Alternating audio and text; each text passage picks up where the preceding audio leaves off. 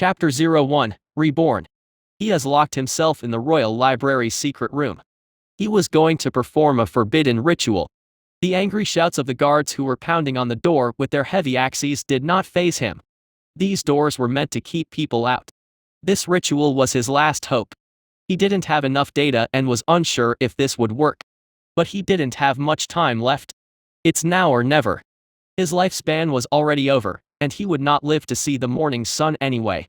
He could barely use his shaking hands to hold the black book and activate it with a drop of his blood when the iron doors were blasted open and the world turned white. The headache made him wake up. Where am I? Victor thought. Looking around him, he saw that he was laying on a big bed in the center of a lavish room with a high, decorated ceiling and ornamented wallpapers. He had succeeded. It was a huge gamble, but he pulled it off. He had just returned 200 years to the modern age, to the time when he was still a teenager. He is now in his old room. He lived in here when he was a kid. This is the mansion of his father, who is one of the elders of the Von Wise family, one of the 5 hidden families who control the old continent. His name is Victor Von Wise, one of the family heirs. His childhood here was not a happy one.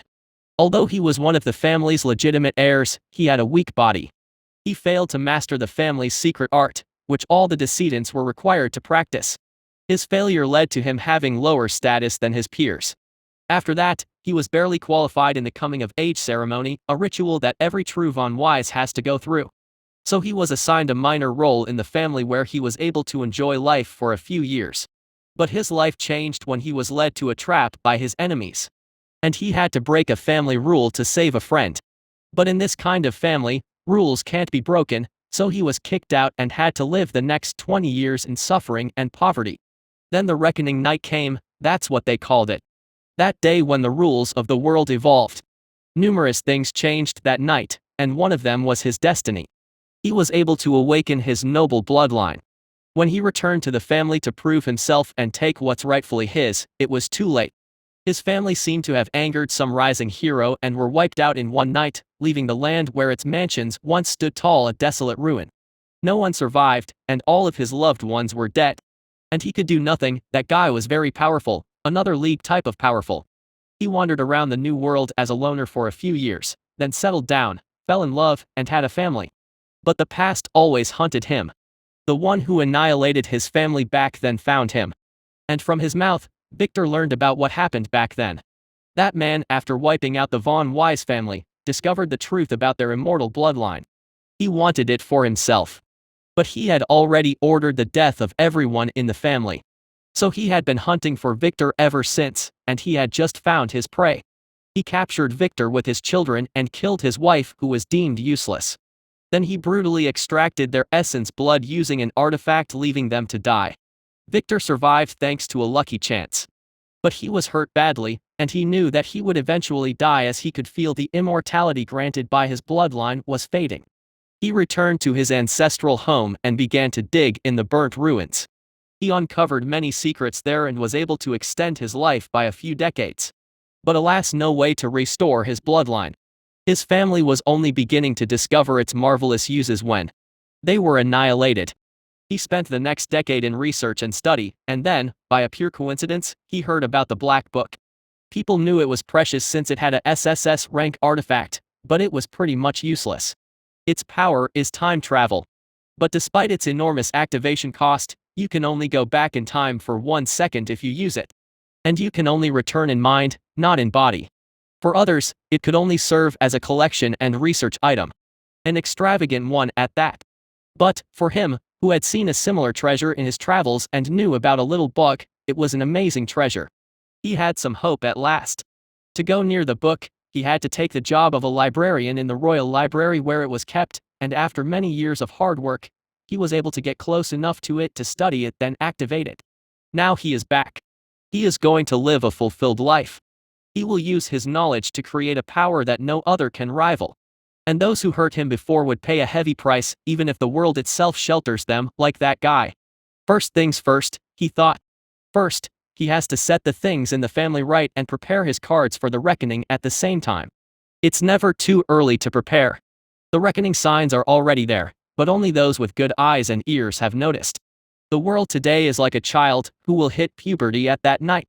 In the current world, the rules are yet to be solidified. The world is like a child who is still naive. Many people got their chances around this time.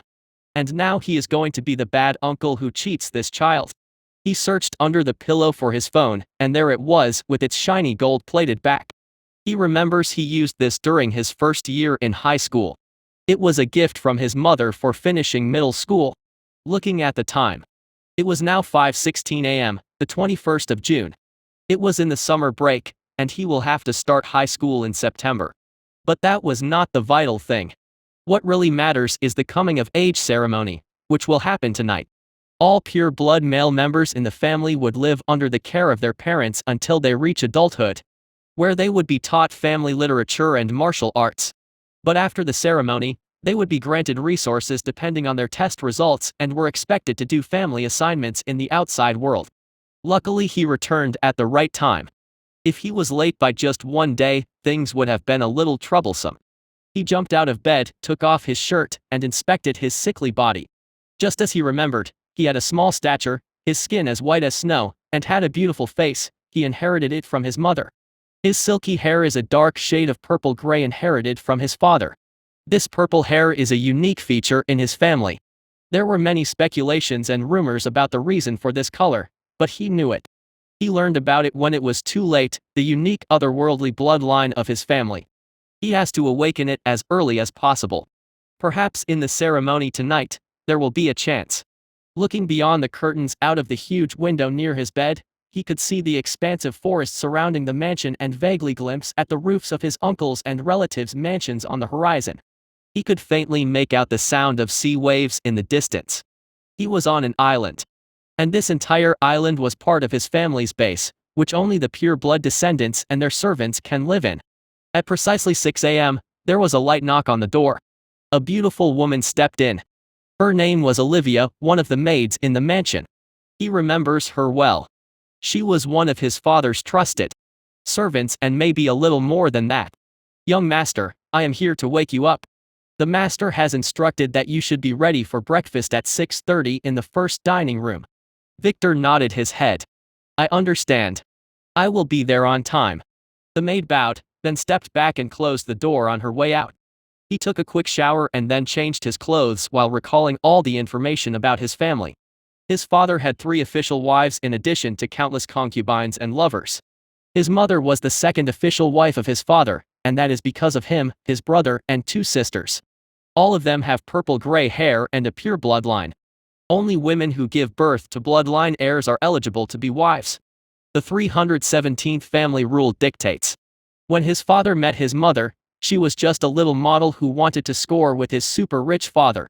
But after she gave birth to his eldest sister, she was quickly canonized as an official wife. As for the children who have no bloodline, they are considered illegitimate. If they are talented, they would be given a chance to serve the family. If not, they would just be given some money and education, then left to live their lives. Many successful entrepreneurs and business owners are just illegitimate children from such families. Looking out of the window at the rising sun on the horizon over the forest. "It's time," he thought. A knock on the door, a petite young maid stepped in. She looked at him nervously. "Young master, do you need any help? The mistress asked me to lead you downstairs." "No, I am ready. Let's go." Following the maid, he stepped out of the room and closed the door. Chapter 02, Breakfast. Victor rarely met his father. So having breakfast with Theodore von Wise was not an insignificant occasion for him and his siblings. As Theodore was a very busy man. He had a lot of businesses and concubines to take care of. Stepping into the dining room, Victor looked around and could only sigh. His mother and 2 stepmothers are already in their positions next to the empty seat at the head of the table. His younger sister and 2 half-brothers were there too. His older siblings are already adults and have their own households and businesses to attend to. He adjusted his breathing, then cupped his hands and greeted his elders as per the family's tradition. "Good morning, first mother, second mother, third mother," he said with a nervous look on his face. He was not really nervous, but he had to act the part. At that age, he was a very timid young man. "Good morning, Victor, come sit down by my side. "Your father is about to arrive. This will be your last official breakfast as a member of this household," said his biological mother, Elena Carlson von Wise, with a broad captivating smile. Although she was the second wife of his father, she was his favorite. His stepmothers didn't like her but couldn't do anything against her. His two older siblings have already fared magnificently during their coming-of-age ceremonies, and they now hold very good positions in the family's hierarchy. His step-sibling was staring at him with contempt in their eyes. He knew that neither they nor their mother held much respect towards him. If it was not for his mother's protection, he would have already been banished from the house. But after the ceremony tonight, she wouldn't be able to help him per family rules, and she wouldn't need to. He had his plans. Just when he reached his chair and prepared to sit down, his father entered the room with his maid Olivia and head butler George right behind him. George was both a very loyal and a very powerful man. It is said that he saved his father's life more than once. He helped Victor a lot in his past life when all others gave up on him. The butler moved the chair for his master, while Victor, his siblings, and his mother stood up in respect and greeted the head of the house. Theodore had purple hair and a handsome face, with no trace of aging. All von Wise had long lives. "Are you ready for tonight's ceremony, Victor?" his father asked as he sat at the head of the table. "Yes, father," Victor answered in a low voice while keeping his head down. He has to be low-key, he reminded himself. "Good. We will set off right before noon, and no matter what's your results, you will be an adult after this. I hope you live up to my expectations," he said, but everyone in the family knew that his father had no expectations for him, ever since he failed to reach the initial stage of the secret arts of the family. While all youngsters in the family would have already reached the fourth stage by the time for their ceremonies. "Father, can you tell us about the ceremony?" asked John, one of his stepbrothers. His ceremony would be next year. John was the only son of his third mother. He is younger than him by 1 year. Their relationship was always strained as John always wanted to surpass Victor to get a better position for his mother. If it was just about this, Victor would not care, but John was a vicious beast who would stop at nothing. In his past life, John was one of the culprits of the scheme that caused his banishment. Theodore glared at him. "Don't ask stupid questions, John. You know quite well that the ceremony is a secret. You can only know it in detail when it's your time," his father rebuked. John flinched from his father's harsh stare, then he quickly found an excuse. "Father, it's just I am concerned about my brother's well-being. Will his life be in danger?" Concerned my ass, Victor thought. He knew that his brothers and stepmothers could not wait for him to die. "There is always a risk," Theodore said while looking at his second wife who had a nervous look. "But where there is risk there is reward." "Father means that my brother would be in danger?" he asked while provoking Victor with his poisonous eyes. "As I said, the bigger the risk, the bigger the reward," Theodore said. John looked at Victor and sneered. "Did you hear, bother? You have to be careful." Victor could feel the malice in John's advice. He did not really care, but he acted as if he was frightened and kept his eyes to his plate, while his hand shook a bit, while he continued to have his breakfast in silence. After the meal, his father asked Victor to follow him to the study. Victor naturally knew what this was all about. Entering the lavish study, Theodore firmly closed the door, then ordered his son to sit by the heavy ebony desk while he sat behind it. "You have grown up," said Theodore. "After tonight you will be a full-grown von Wise. You should do your best not to disgrace the family's name. Your elder siblings have achieved great results in their ceremonies, while I don't expect you to do the same. At least promise me to do your best." His father glared at him with his piercing gaze. "I understand, father," Victor said. "Good. Now, listen well," Theodore said. "It is customary in the family for the father to explain the true family rules and rituals for the candidate on the day of the ceremony. All the family rules you learned till now were made for a reason. It is to protect a secret so profound it can shake the foundation of the world," Theodore said while glaring at Victor's eyes, who had a fake curious look on his face. "You would not believe it, but the best way to explain it is like this." Theodore paused. "Our world has video game rules," he added while glancing at the doubting, shocked look on Victor's face. "He continued, our ancestor discovered this truth during an expedition to the north 600 years ago. There, he found a cave, and in it, there was an orb. The orb glowed with a faint blue light, and when the ancestor touched it he was amazed at what he saw. A shimmering light veil appeared out of thin air with an alien script. He did not know what the letters were, but magically he could understand their meaning. It said player registered.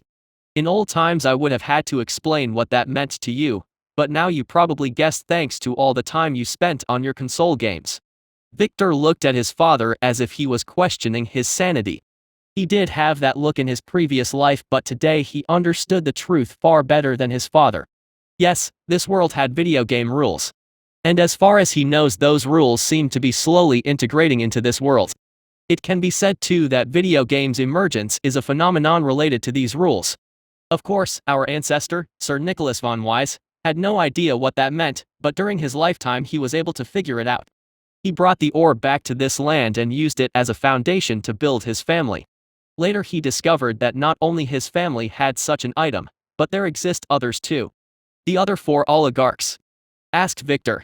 Theodore nodded his head. That's how we dominate the world. Every artifact like this has its own rules for granting a player status. Sadly, only 1 of every 10 heirs in our family can succeed in becoming a player. Ours has something to do with many factors like bloodline and martial aptitude. And being a virgin is one factor in the assessment. For that reason, all heirs are forbidden from being in a relationship before the ceremony, he said as he glared at Victor, who shrank his head. The player status granted by the orb enabled our family to be one of the strongest families in the world. The secret art that the youth practice is meant to increase the concentration of our bloodline so that we could have a better chance at becoming players. Unfortunately, you could not cultivate it, so your chances would not be good. Of course, he could not practice the art. What he discovered later is that his bloodline is already complete, more complete than his ancestor. He does not need such an art. On the contrary, practicing it is what made him sick and powerless.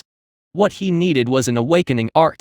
Theodore looked at his son's confused face and continued as if he didn't care if Victor believed him or not. You would only have 1 chance for awakening using the awakening orb. The younger you are, the better. After touching the orb, it will test your will and bloodline. It will give you points to allocate depending on the results. You would then have to allocate these points as you do in a video game. You must allocate most of your points to the authority field, as it is the most important one. There will be 3 outcomes. If your points were not enough and your authority is 0, you simply die. About 50% of the candidates suffer instant death. Theodore said as if it was nothing, watching Victor's face turn white in shock. The second outcome is, if your authority is 1, you gain half-player status, or what we call a semi-player. You will have some of the strength and perks of a player, but you will not be able to communicate with the world system or level up. The last case is an authority of 2 or more, and you would be labeled as a player, giving you a class and some skills. He explained to the shocked Victor. The higher your authority, the better. It will affect everything from your arts to how much you can level up and grow in the future. As for the other attributes and your class, if you gained 1, you are free to choose your own path. That's all I can tell you for now, and any further discussion will have to wait till after the ceremony. Are we clear? What about you, father? And what about my siblings? Victor asked with a half-believing look as if he didn't already know. I have an authority of 6 and I am a great warrior. After my ceremony, I had a good start with 3 levels of authority, something that few in the family could achieve, and after that, due to hard work and a certain opportunity, I was able to upgrade to this level. As for your siblings, you will have to ask them yourself. His father answered as if he did not want to waste his breath. It was not that Theodore hated Victor, it's just that he thought that Victor would probably lose his life in the ceremony. And can't help him, every pureblood von Wise has to go through the ritual, that's the rules, and the rules can't be broken. His father stood up and looked out of the window with his back to Victor, probably hiding the worry in his eyes. Now go. Say goodbye to your mother and sister. And remember, don't reveal anything to anyone. If anything leaked, you would be punished according to family rules. Yes, father. Victor stepped back while almost failing to hide the shake in his hands. They were not shakes of fear, but excitement. Chapter 03, The Reduction Rune. After leaving the study, Victor's first action was to return to his room. He instructed the maids to pack the last of his luggage, and it will be shipped out after the ceremony. Then after the maids left, Victor sat on his bed and waited while thinking about his next step. This is going to be another gamble, he thought. He had a reason to wait, as there is an important item that he needs for his plan, and this item will be delivered to him at any moment now. He did not have to wait for long, as a few minutes later, the room's heavy door was pushed open. Haha, brother, I hope you get a good result tonight, I heard about it from my big brother. The ceremony is very dangerous and half of the candidates would die every year." A youth with curly purple hair swaggered into the room with an evil grin. And behind him, an exquisite maid followed in silence. This was Luke von Wise, the youngest son of the first lady of the house and Victor's last stepbrother. The maid behind him was his personal maid and bodyguard. If outsiders saw her, they would presume she was Luke's little lover, but Victor knew that the heirs of the von Wise family were forbidden from getting laid before the coming-of-age ceremony, as it is said to dilute their bloodline. As for poor Victor, he was forbidden from recruiting a maid till his ceremony because he was almost seduced by one when he hit puberty a few years back. That accident ruined his reputation and he was punished very hard by his father and had to spend the rest of his middle school days in an all-boys aristocratic boarding school. Victor looked at Luke and smiled. "I am not afraid. I will make our father proud like my elder brother and sister. I heard that big brother Rex's results were barely passable, and father was so angry with him that he sent him to be a part of the Dark Jungle expedition," he said. The first mother has 3 children. The eldest, Max, is a player, while the second, Rex, is just a semi-player, and his father was very disappointed with him back then. And the youngest was Luke, who has yet to be an adult. This lineup put Luke's mother in a tight spot. Victor's mother already has 2 full players' offspring, and there were talks in the family for her to be the main wife. Although his mothers and younger siblings have no knowledge about the hidden rules of the world and who is a player and who is not, they know that some heirs would be more valued than others. After the ceremony, and it has to do with some secret test and bloodline purity. Hearing Victor's ridicule, Luke's face turned red with anger. But he was no fool and knew that he can only swallow this bad breath. He can't screw up his brother's plan. He knew that using the thing his father gave him, he can ensure that Victor will disappear forever. "Brother, there is no need for such talk," said Luke with a silly smile. "I just came here to wish you a good ceremony, and hope that you will succeed." With that, Luke stepped forward and gave Victor a tight hug, then backed away awkwardly and left the room in a hurry. If his father saw that right now, he would really believe that Luke cared about his brother. Watching her master leave, the maid followed him quickly without forgetting to give a bow to Victor before closing the door on her way out. Victor stared at the door for a moment, then burst into a laugh. "Haha, this stupid bother of mine can really act. In my past life I did truly fall for this stupid play of his."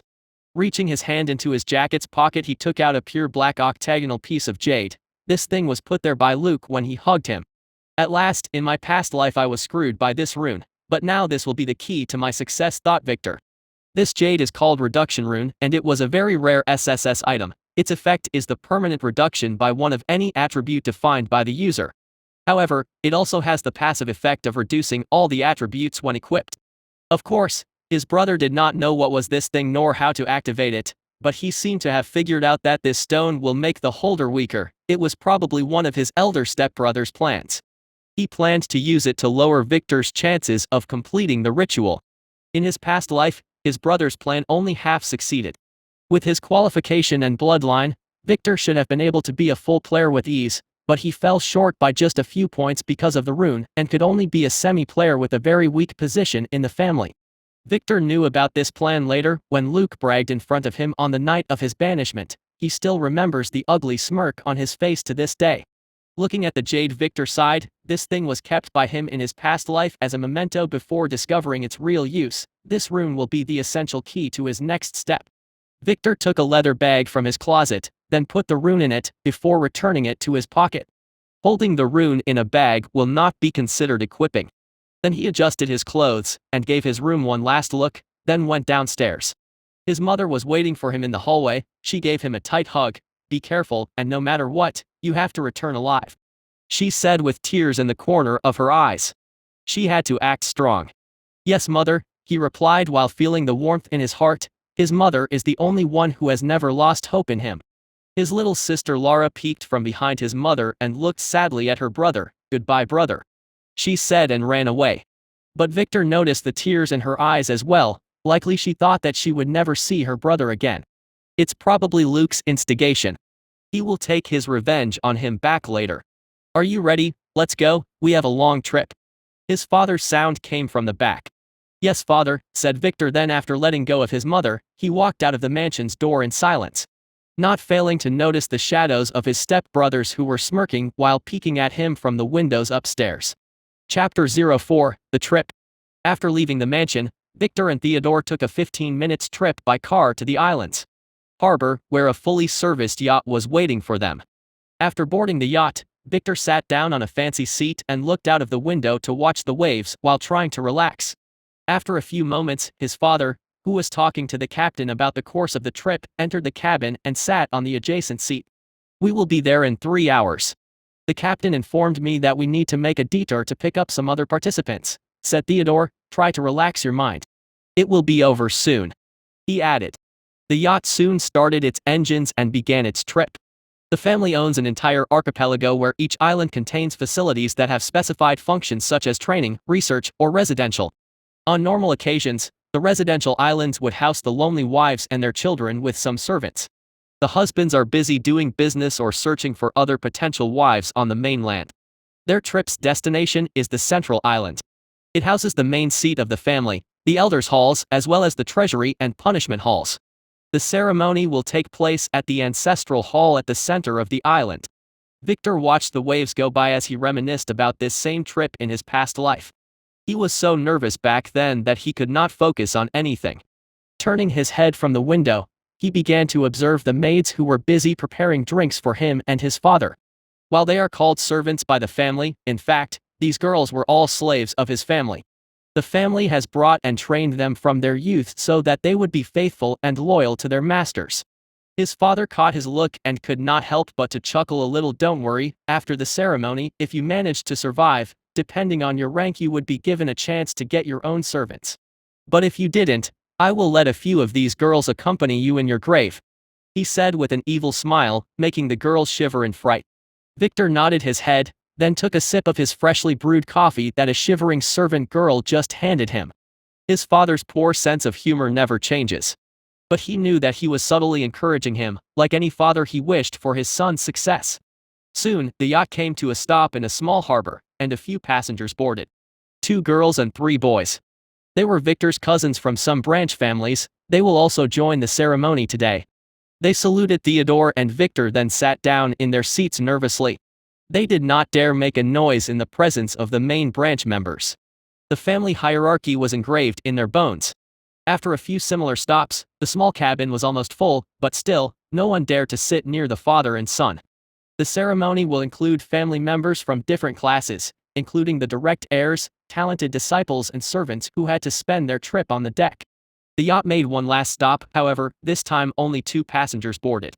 One middle-aged man with a pointy beard and one burly proud youth who had his nose pointed to the ceiling. When they entered the cabin, all the 20 participants seated inside stood up and saluted in respect, but the 2 didn't even look at them, just continued their way till they reached Victor and his father. They were Victor's third uncle Patrick and his son Ron, who saluted Theodore, then sat down with his father on 2 opposing seats while giving Victor a mocking look as if he was looking at a dead man. "It's been a while, Theodore. How is your business these days?" Patrick said to Victor's father while completely ignoring him. "It's all good. You have been busy yourself lately. I heard you opened a new pharmaceutical company," Theodore replied. "I see your son has grown up." He examined Ron. "He should be able to succeed today, like his big brother did back then, I hope." "Yes, he has already reached the 3rd level of the secret art. I have high expectations for him," Patrick said while casting an approving gaze onto his son, who raised his chin, trying to look valiant. While still ignoring Victor, Patrick continued, "I heard you found a new concubine. It had been said that she is already pregnant. You already have 3 wives and 3 player sons. Aren't you planning on stopping with this wife hunting routine? It's not good for your health," he asked with little annoyance and envy on his face. "Why would I?" answered Theodore with a proud look. "And it's not like I am actively hunting for wives, but I do run a media production company after all." Victor's grandfather, the current patriarch of the Von Wise family, has only 1 wife who gave birth to 5 sons and 1 daughter. Theodore, who was the 5th and youngest child, already have 3 wives and many heirs, while his older brothers only have 1 wife each and 1 or 2 qualified heirs. And it is not that they are faithful to their wives, but finding a spouse who gives birth to a pureblood heir is no easy feat. Each of his uncles has already slept with hundreds of women, but only a handful of women were suitable. Ron looked at his uncle Theodore with envy. After the ceremony, he intends to sleep with 100 women in one go. Then he looked at Victor with contempt. "Not like this cripple who would probably die tonight," he thought. Victor, who was watching from the side, figured out exactly what Ron was thinking about. It was easy to tell from the perverted look in his eyes, but he knew that unfortunately Ron will not live past tonight. The ceremony hall's graveyard will be his resting ground. The cabin was silent for the remainder of the journey, as both Theodore and Patrick, despite their relaxed looks, were nervous for their sons, and the rest of the passengers dared not make any noise. It was almost late afternoon when the yacht came to its final destination. The central island was the biggest in the archipelago. It contained the central administration of the family as well as a fully functioning military base and an on-water airport. In fact, in the past World War, some idiot tried to invade the islands but ended up having his entire fleet decimated. Since then, no one dared to make a move on the family. The island looked as magnificent as ever, thought Victor as he gazed upon the towering mountain in the center of the island. There, in the awakening hall, he will take his first step. The yacht was anchored in the harbor and the passengers stood up in respect while waiting for the main branch members to disembark first. The two father and son pairs soon went ashore, followed by the rest, where there was a full convoy of cars waiting for them, so they boarded them and headed up the central mountain to the ancestral hall. During the journey, Victor made sure to keep a timid, anxious look on his face, which made his cousins give him a disgusting look. Everyone had heard the rumors. They are better than him, they thought. But Victor did not care. He knew that many of them would not survive the ceremony. And that in this place, there exists many enemies and many opportunities. Chapter 05, The Girl. Presumptuous, how dare you trespass into this hall? Don't you know your place? I am going to make an example out of you. When the convoy reached the outer gate of the ancestral hall, there were a lot of people gathered, most of them assistants and guards. There seemed to be some kind of trouble.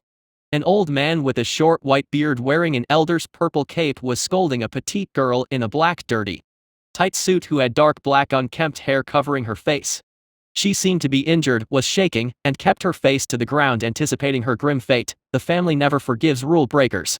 Uncle Patrick stepped down from the car followed by the rest of the passengers. Looking at the gathered crowds, he quickly signaled one of the guards and asked him what was going on.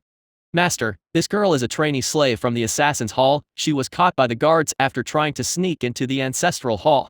The bowing guard reported respectfully. Looking at the girl, Victor happens to remember such an incident from his past life and knew that the girl will be killed in a very gruesome way by his uncle because the delay she caused made he was angry. Victor can't allow that to happen this time. This girl has a big secret, and if he put his hands on her, she can bring him huge benefits in the future. He had to act fast. He suddenly stepped forward before his uncle could act, and to the astonishment of his father and uncle pulled the girl's hair back with his hand, revealing a delicate face covered by blood and dirt. It seemed she had a fight with the guards. Impressive, he thought. Her features were not clear, but everyone could see how beautiful her black eyes were. I like you, girl, he said in a perverted way to the astonished girl. Then he turned to his father and said, Esteemed father, I wish for this girl to be my servant. As far as I know, every heir has the right to choose a servant before his ceremony, and this son had not yet chosen any. I would like to request that this girl would be my servant and attend to me before and during the ceremony. The elder was angered by this arrogant youth's interference and was about to blast him into pieces when he noticed Theodore and Patrick, who had black lines all over their foreheads. Everyone heard the rumors about Victor being a pervert, and this guy just proved the rumors true. Theodore did not know what Victor was playing at, and he was angry with him for causing such a fuss, but he had a face to keep and his son's face was the same as his face. However, there will be punishment for Victor later. If he lived anyway, he thought, he will consider this Victor's final wish and fulfill it for him, he decided. So Theodore looked at the elder and said after he cleared his throat, Elder Ross, excuse our interference in your duties. This is my son Victor who has come to participate in the ceremony. And he seems to be interested in this girl. Then he looked at the girl. I just heard that you trespassed onto the ancestral ground. May I know the reason? He asked her. The elder did not like how Theodore is meddling in his job, but he can't be careless as Theodore held a very prestigious position in the family, while he was just a management elder from a branch family. Looking harshly at the girl, he rebuked answer TCH, why we're trespassing on the ancestral ground?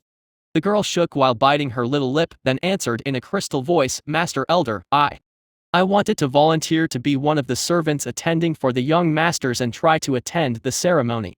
While having a bloodline is important, some people have other talents and can pass the ceremony without it. But their chance is slim. From every 10 servants only one usually survives. The survivors who can awaken are usually those who have great talent and a huge amount of luck, and usually, only those servants who were forced by their masters or have a lot of courage attend the ceremony. If they can become players, they would no longer be treated badly. On the contrary, their standing would be better than a lot of the family's disciples. Theodore's butler George is such an example. He was Theodore's servant during the ceremony and he benefited greatly. The elder locked his eyebrows. There was an announcement for participation requests 2 weeks ago, and now that deadline had already passed.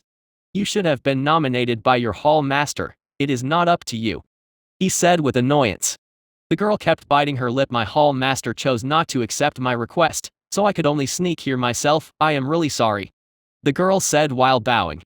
There are usually some politics and schemes that go on in the side halls, so it's not unusual for some hall masters to have some agendas. And while it is a big chance for a mere slave to be able to become an awakened, only a few usually volunteers and the rest is forced to participate by the elders. It seems like her hall master had other plans for her. Victor stepped forward, putting the girl behind his back, and said, "It does not matter. I like her, she is mine now. This young master has already decided." The elder wished he could slap this perverted youth, but he could only look at Theodore and Patrick for guidance. While it is unorthodox for such a thing to happen right before the ceremony, every heir has the right to choose a servant before he becomes an adult, and Victor was forbidden by me previously from doing so as a punishment. Theodore said while thoroughly examining his son, "Now I will allow him to choose this girl as a servant, and using my authority as a grand elder, her hall master's permission would not be necessary. I believe this is still in accordance with the rules?" he questioned the elder. "Aye. It is in accordance with the rules." After some hesitation, the elder responded. "Then, let's consider this matter already done. As for the girl's punishment, it will be handled by Victor after the ceremony." Theodore confirmed before looking at his son with a strange light in his eyes. Why did Victor, who was usually timid, display such courage when facing the elder? Let's see. He may be able to survive this after all, he thought. What are we waiting for then? Now that this matter has concluded, let's head inside, Patrick interjected while glaring at Victor. We have duties to attend to, he said, then stepped towards the gate. With that, the crowd diverged and the participants started heading inside the enormous bronze gate of the hall. After his father and uncle went in, Victor grabbed the delicate hand of the girl and followed them.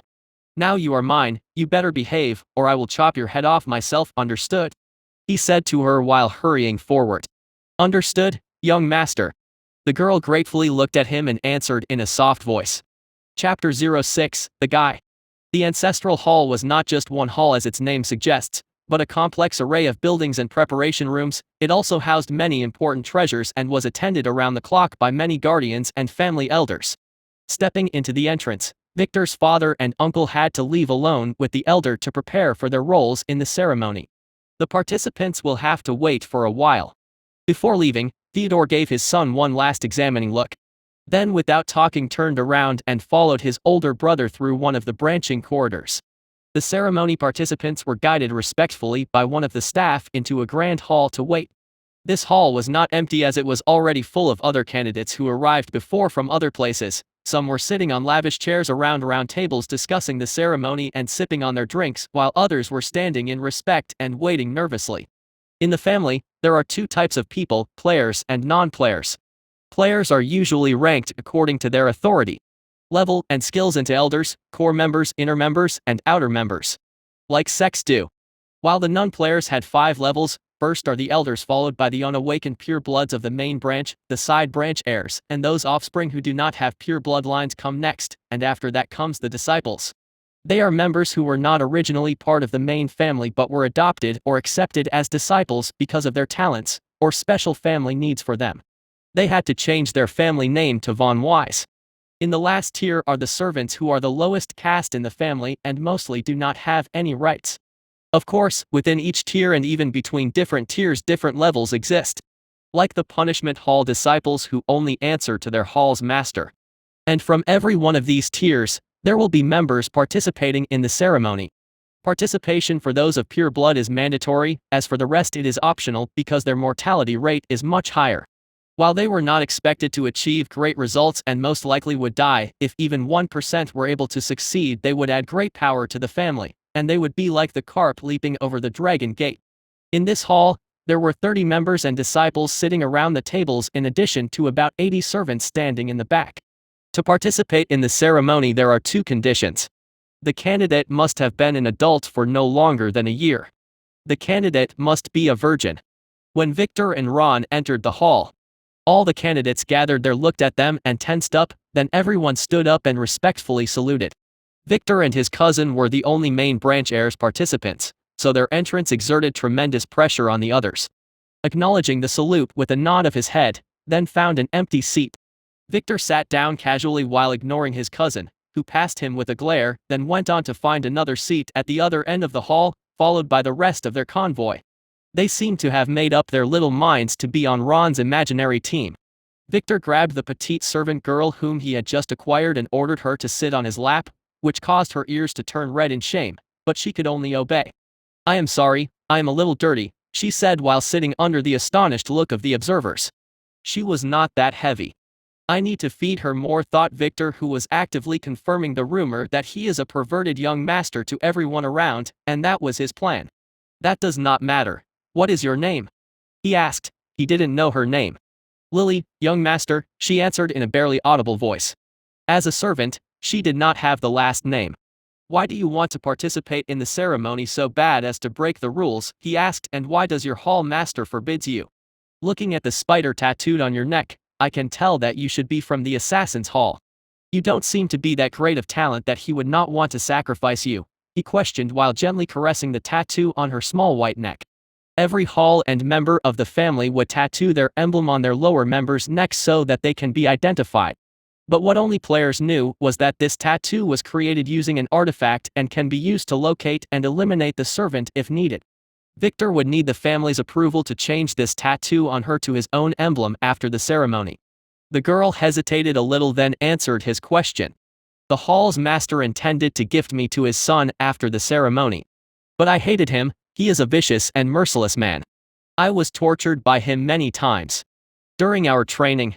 If ended up in his hand, my destiny will be worse than death. So I thought if I was able to succeed in the ceremony and was valued by some elders, the hall's master will find it hard to force me. Young master, you can look at him. He is also participating in the ceremony today. He is there in the back glaring daggers at you," she said while pointing with her pretty eyes. She did not tell the whole truth, he knew it, and she was trying to use him. He had too much experience to be lied to by a little girl, but he did not care, because he could guess what she wanted to do, and he does not mind helping her a little to gain his trust, so he will not expose her for now. Victor looked at the back of the room, matching his eyes with a remarkably normal brown-haired young man sitting lonely in the back. Really fits to be heir to the Assassin's Hall. If Victor didn't know about this guy, he would have never suspected that he wanted to murder him, let alone notice him at all. But Victor knew him, his name is Guy, and he will betray the family with his father, the Assassin's Hall master, in the future, in about 10 years probably. He has to find a chance to get rid of them. He returned his eyes to Lily, who was trying to act calm. This ceremony is very dangerous, and the Assassin's Hall's master is a branch family member. His son does not seem to have the bloodline. Is he really willing to sacrifice him for a chance of better status? Using his connection he can easily arrange a manager or a supervisor position for him. He asked Lily, whispering in her blushed ear. "Young master, that is exactly what I thought," she answered in a serious tone. "He is his father's only child, and he is an evil person. Many of my sisters have suffered in his hands." She had a painful look in her eyes. "But," she lowered her voice, "I heard a rumor. One night while one of my sisters was accompanying him, he was very drunk, and because he had to keep his virginity and couldn't sleep with her, he could only vent by abusing her. One time she was very hurt and told him that he should die in the ceremony, so he rebuked her and had a slip of tongue. He said that his father has acquired some kind of a rare pill and fed it to him, and he was pretty assured of his success. Luckily, he was very drunk back then and could not remember what he had said. If not, my sister and I would have been already dead by now." She shivered a little while saying that. "A pill?" Victor thought with surprise. It can't be, no wonder they betrayed the family back then. It seems the family found out, so they had to escape and seek refuge with other families. He knew exactly what kind of pill it was, as there are only a handful of pills that can increase a candidate's awakening chance. And there is only one kind that can be feasible if not cheaply acquired by them if they utilize the resources in their hall. But he can't accuse them without solid proof, and he didn't really need to. There are always many methods to get rid of annoying ants. This will have to wait till after the ceremony. But it did not mean he couldn't interfere with Guy's ceremony. He will have to use a little trick, and if his conclusions were correct, he may be able to cause him some trouble without being discovered. Looking at Guy, Victor smiled then whispered in Lily's small ear, "Do you want him dead?" "I dare not, young master," she answered while keeping her face down, but he can hear the desire for revenge in her voice. "Whatever, you just need to listen to me, and do exactly as I tell you to," he said and waited for her to nod before he continued whispering in her ear, "During the ritual that will happen next, make sure to focus on him, and although it would be painful, the moment you feel a piercing pain in your head, I want you to keep your eyes open looking at him and remind yourself with what he did to you and your sisters. You will need to do this for about a minute and no more, or it will affect your ritual. It will not be easy though. After that, you can return to focusing on your ritual and ignore him completely." "Understood?" he asked. "Yes, young master," she answered. He could hear a hint of doubt in her voice. She did not understand how the ceremony works nor what it implied. Even the family only had a very rudimentary and experimental knowledge about it. But he understood it well. He didn't spend all those years researching in vain. While he has no idea if this would be effective, if Guy was unlucky, he would end up in a coffin. Chapter 07, The Ceremony, 1. Victor, who had Lily on his lap feeding him grapes, was enjoying his time under the envious gaze of the crowd. They all had one thought on their minds. "Damn you pervert," while the males had an additional thought, "Why not me?" Most of these guys have never touched a girl before in preparation for the ritual. After 2 hours, an elder entered the hall with 2 assistants. All the participants, including Victor, who swiftly held Lily in one arm and carried her to the ground, had to stand up and salute in respect. The elder was an old man with purplish-white hair. He wore a golden rope and held a wooden cane. Victor recognized him as one of the 3 keeper elders of the family. Keeper elders have the job of protecting the treasures and performing rituals, so they usually held a mage player class and were very strong. After an examining look at the participants, the elder began to speak. "I want to welcome all of you to the family's awakening ceremony. While some of you have already been informed by your elders, most of you do not have an idea of what to expect, so listen carefully. I will make this brief," he said, then cleared his throat and continued. "In a while, you would enter the Jade Hall, where the ritual will take place. You will sit down in a circle around the awakening orb. The higher your rank, the nearer you sit," he said while turning his head, looking at Victor and Ron. "In the ritual, you will understand what awakening means. In the beginning, you will be tested by a light passing through your heads. But let me warn you, this test will be painful. It will feel like someone is poking your head with sharp needles at the beginning, so make sure not to resist it. It is the orb's power examining your potential. It will take roughly 5 minutes, then you will be presented with a choice." He continued, "I can only tell you to try to raise your authority as high as you can," he said while looking at the unsure gazes of the participants. What does he mean? They thought. Don't panic, you will figure it out easily. After the ritual, you would be required to keep in order and wait for further instructions, and I have been instructed to remind you that any troublemakers will be punished by death, he said. Victor could feel Lily beside him flinch, so he squeezed her little hand to assure her. Follow me. The elder ordered them, then turned around and stepped out of the hall, and the crowd quickly followed him, headed by Victor and Ron. Going through one gilded corridor after another, they reached a heavily guarded closed gate. At last, many elders were standing in formal ceremonial grabs. Victor's father and uncle were here too. They were going to take part in the ritual. The elder stopped and knocked on the door 3 times while speaking with an incomprehensible voice. Suddenly the gate shone with a faint blue halo and opened to reveal an oval hall decorated with green jade slabs on the walls and shiny black marble floor. In the center of the hall, placed on a raised pedestal, was a sky blue colored fist-sized throbbing orb. It was as if there was a living heart inside of it. Looking at the orb, Victor could not help but remember his past life. At that time he had no knowledge of the mysteries of the world and could only be amazed by such treasure. He was so anxious back then he almost fainted. This mysterious orb is an A-level rare natural artifact. It has only one use, granting player status to its users. It's not the only way for someone to be a player. In fact, there are countless methods, but every method or artifact has its rules and bonuses. While this orb was not the best awakening artifact, it belonged to the top tier. And for the current him it was the only way available. And after awakening, an artifact like the orb will have no use for a player. Now go inside orderly and sit on the ground near the orb, and wait silently, the elder sternly said before moving to the side to grant passage to the participants. Ron moved forward first and found a suitable position near the orb where he sat down and began to meditate, like someone trying to cram before an exam. Following him, Victor moved forward with the rest of the participants. He seemed to be undecided where to sit, but after more than half of the crowd were seated, he moved forward and ordered one random girl to move and make a place for him and his maid. The girl could only comply and find another place to sit down, as she did not dare make any trouble. The reason Victor did this was to find a position where it would be easy for Lily to have direct sight of her target, so he only took his seat after Guy was seated. The distance from the orb did not really matter as long as he was inside its sphere of influence. When Lily took her seat behind him, he turned his head and winked at her. She responded by nodding. She knows what she had to do.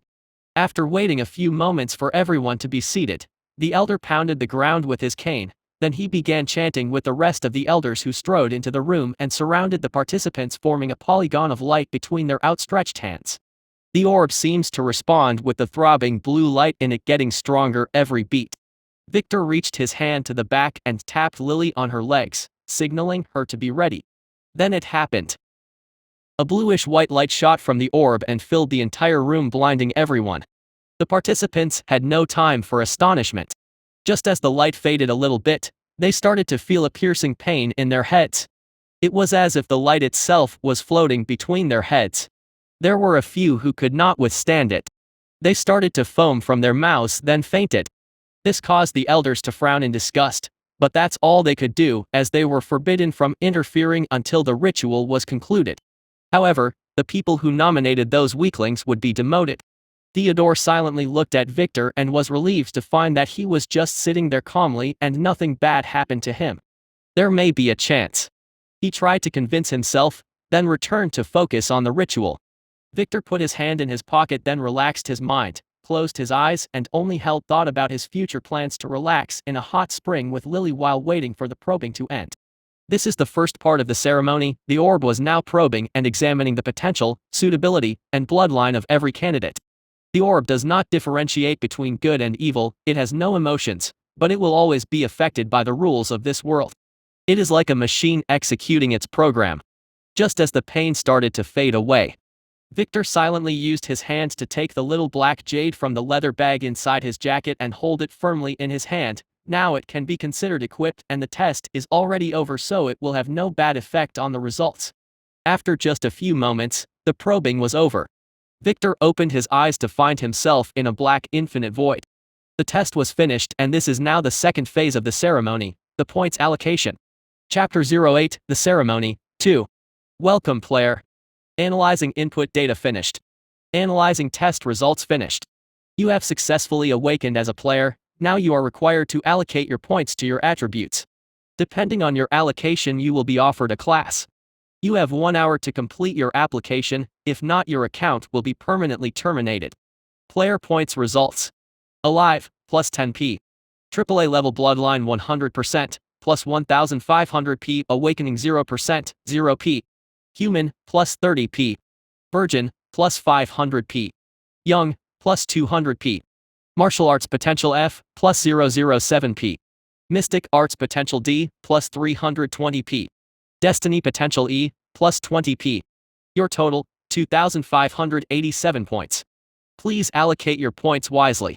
/ base values can't be decreased. Player name, Victor equals Von Wise. Level 0, basic costs apply.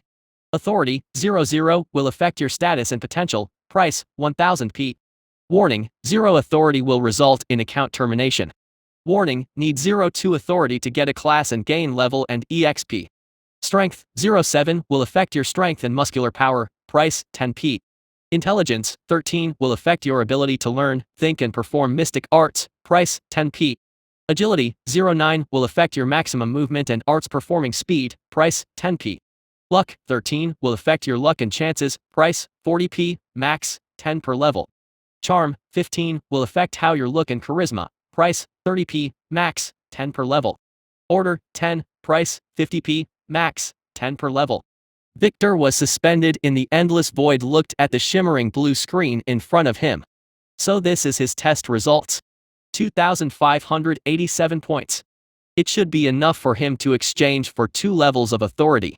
In his past life, he could only get half of these points because of the reduction runes equipment effect, which halved his potential and consequently his allocated points in the test. So he could only get a level 1 authority and ended up as a semi-player. A player couldn't get a chance to increase his authority until he leveled up or used some kind of treasure, which he couldn't do or get because of the authority levels limit. His chance came 70 years later on the Night of Reckoning, when all the players gained 2 additional authority levels as a reward for a hidden mission about being a player before the reckoning. As for those players who could not allocate at least 1,000 allocation points, they were out of luck. Their account will be terminated, which means permanent death. Not even their souls will survive. Now, how should he allocate these points? If he used 2,000 points to buy 2 authority points, he will be left with 587 to use for other attributes. But he is going to take a gamble, so after little thought he allocated his points as Authority, 00. Strength, 07 plus 44. Intelligence, 13 plus 50. Agility, 09 plus 44. Luck, 13 plus 10. Charm, 15 plus 10. Order, 10 plus 10. EXP, 7,000/10,000 till level 1. Warning: your authority is 0. Are you sure you want to continue? Yes, no. Victor looked at the shimmering screen and contemplated. The most important attribute is authority, as it affects everything from classes and skills availability to level limits. In addition to that, some treasures and skills could only be used if he has sufficient authority. It was not written on the screen, but a player can only level 10 levels per authority point. And increasing authority would require a huge amount of allocation points. For example, all the players who have 2 authority are capped at level 20. And they cannot level up without increasing their authority. His father was lucky and got more than 3,000 points in his ceremony, so he was able to exchange for a level 3 authority, which paved his road to become a great elder. Then he used all his powers to get treasures and complete dangerous missions, and was able to get to authority 6 just last year. The awakening is the only chance a player gets to edit his points directly. After that, there are only 3 methods to increase the attributes.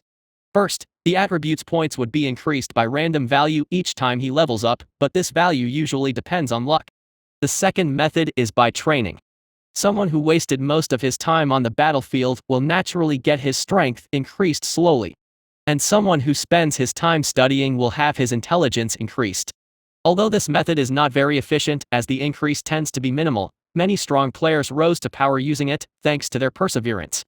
The last method is using treasures, forbidden arts, and completing missions, which depends on luck and the family's wealth and reach, like many pay-to-win games. As for the order, it will have a very important effect on growth and plays an important role after the reckoning. It is a little troublesome, and he has an easy way to increase it after the ceremony. Now it is time to gamble, he thought. While he believed that this method should work, he is gambling with his life by keeping the authority to 0, but this is the only way. It is just as his father said, with great risks comes great rewards. After taking a deep breath, he pressed yes. Player registered. Congratulations. Now process data. Please wait. He felt his power and intelligence increase, and it was a very refreshing feeling, as every thought and sense of his has become sharper. Now he is a player, and he can use artifacts. No time to waste. He hastily felt his equipped artifact with his mind and quickly activated its one-time use effect and specified the authority attribute as its target. Although he couldn't see it, he felt the rune in his hand disintegrate. He knew it was a success and that its effect has been applied. Now, he could only wait. The screen went blank, then it shimmered and a new line appeared in front of Victor's eyes. Chapter 09, the results, 1. Insufficient authority detected. Initialize player termination process. Thank you for participating. How can this be? He made sure to do as his father told him to. No, this can't be, he thought. I don't want to die. I can't die. I still have many great things to do, many beautiful girls to conquer. He tried to scream, but no voice came out of his mouth. He could only float there in the dark void, waiting for his inevitable doom. Why? His father has assured him that the blood pill would allow him to have sufficient points. His body started to fade away as he could no longer feel his legs. No, please, no, he thought. I was supposed to be a protagonist who tramples all his enemies under his feet, like in a fantasy novel. Why? Then in his last moments, he had a crazy idea. Could it be him? He did feel a slight murderous intent coming from him and that bitch. No, that's impossible. No one can interfere with the test. Father assured me of that. And with that, full of questions and full of regrets, Guy's soul was completely disintegrated. His soulless body collapsed on the black marble floor in the Jade Hall. Termination complete. The shimmering blue screen displayed its last message in the empty void. Chapter 10, The Results, 2. Warning, bug detected. Victor looked at the screen with a smirk. It seemed to have worked. A bug can only be used once. Is the golden rule he was taught. All systems have bugs, and by exploiting those bugs, players can gain enormous profits, like speed runners finishing a video game in minutes, or abusing the auction system in an online game to get a lot of money. The world system has bugs too, but they are well hidden, and the world is always searching for and fixing them. After a player activates a bug, it would be fixed pretty quickly. Users sometimes gain something from bugs and other times lose their lives because of them. Bugs fall into two categories. First, direct effect bugs. They are the bugs that affect a state or an attribute directly. For example, one player found a bug that made him double his strength 10 times and started committing all kinds of crimes around the world. But his rampage ended after 3 days when the world rules found the bug and corrected it. That idiot died under the feet of more than 100 players, whom he angered by sleeping with their wives when they could do nothing to stop him. Victor still remembers that guy, and if truth be told, it was a real achievement to sleep with all of those women in just 3 days. Maybe he got an achievement for that. This bug no longer works after that, and these kinds of bugs are rarely useful. The second is indirect effect bugs. This type is like finding a loophole in a mission's objective to clear it, or passing through a wall to bypass the boss and getting to the treasure room in a dungeon. Although the bug would be fixed, that will not affect the player as the rewards would have been long acquired. Most useful bugs are like these, but they depend mostly on luck. Bug fixing routine initiated. Bug fixed, val less than 0 to val equals 0. Correcting player data. The screen was continuously updating as Victor crossed his fingers and waited. This might not work. He knew that well, but even so, he gambled. Not because he is reckless, but because he was from the future, and he knows well how to count the cards while gambling. Now is the moment of truth. The cards are about to be flipped. With a double beep, a second screen suddenly appeared, but this one was in his mind. Alert! The agent/system 11C54H/ reported an error 401 and is actively trying to modify your attribute, authority. Do you want to grant him access? Yes, no. Looking at this, Victor smiled. His assumptions were correct and he won the gamble. No, a better way of saying it would be he beat the house. He pressed no. Failed, insufficient system authority, could not correct data. Error catching routine finished. Bug fixing routine terminated.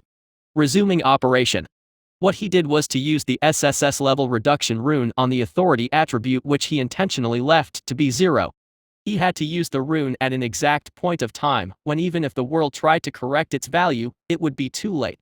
The rune reduced the attribute from 0 to -1, and in a system that does not have an authority value of -1, there is one natural result, and that is what computer scientists call an underflow, which meant that the value rotated and became the maximum possible. He now has more authority than the system itself, so even when the world found the bug and tried to correct it, it couldn't modify his attributes. Congratulations, data registered. Name, Victor equals Von Weiss. Level, 0. Authority. Ha ha ha, Victor couldn't stop laughing. He really did it. In his past life, such a bug does not exist because every creature from birth and all the living ones would be at authority 1 at the very least after the reckoning. But now, he is the creature with the highest authority in the world. This does not mean he can do what he wants, as the rules of the world should always be followed, just like how you might get a god mode in a video game, but if your save files get corrupted you will lose all your progress. Now, it's time for me to exploit my new authority, he thought. Looking at the screen.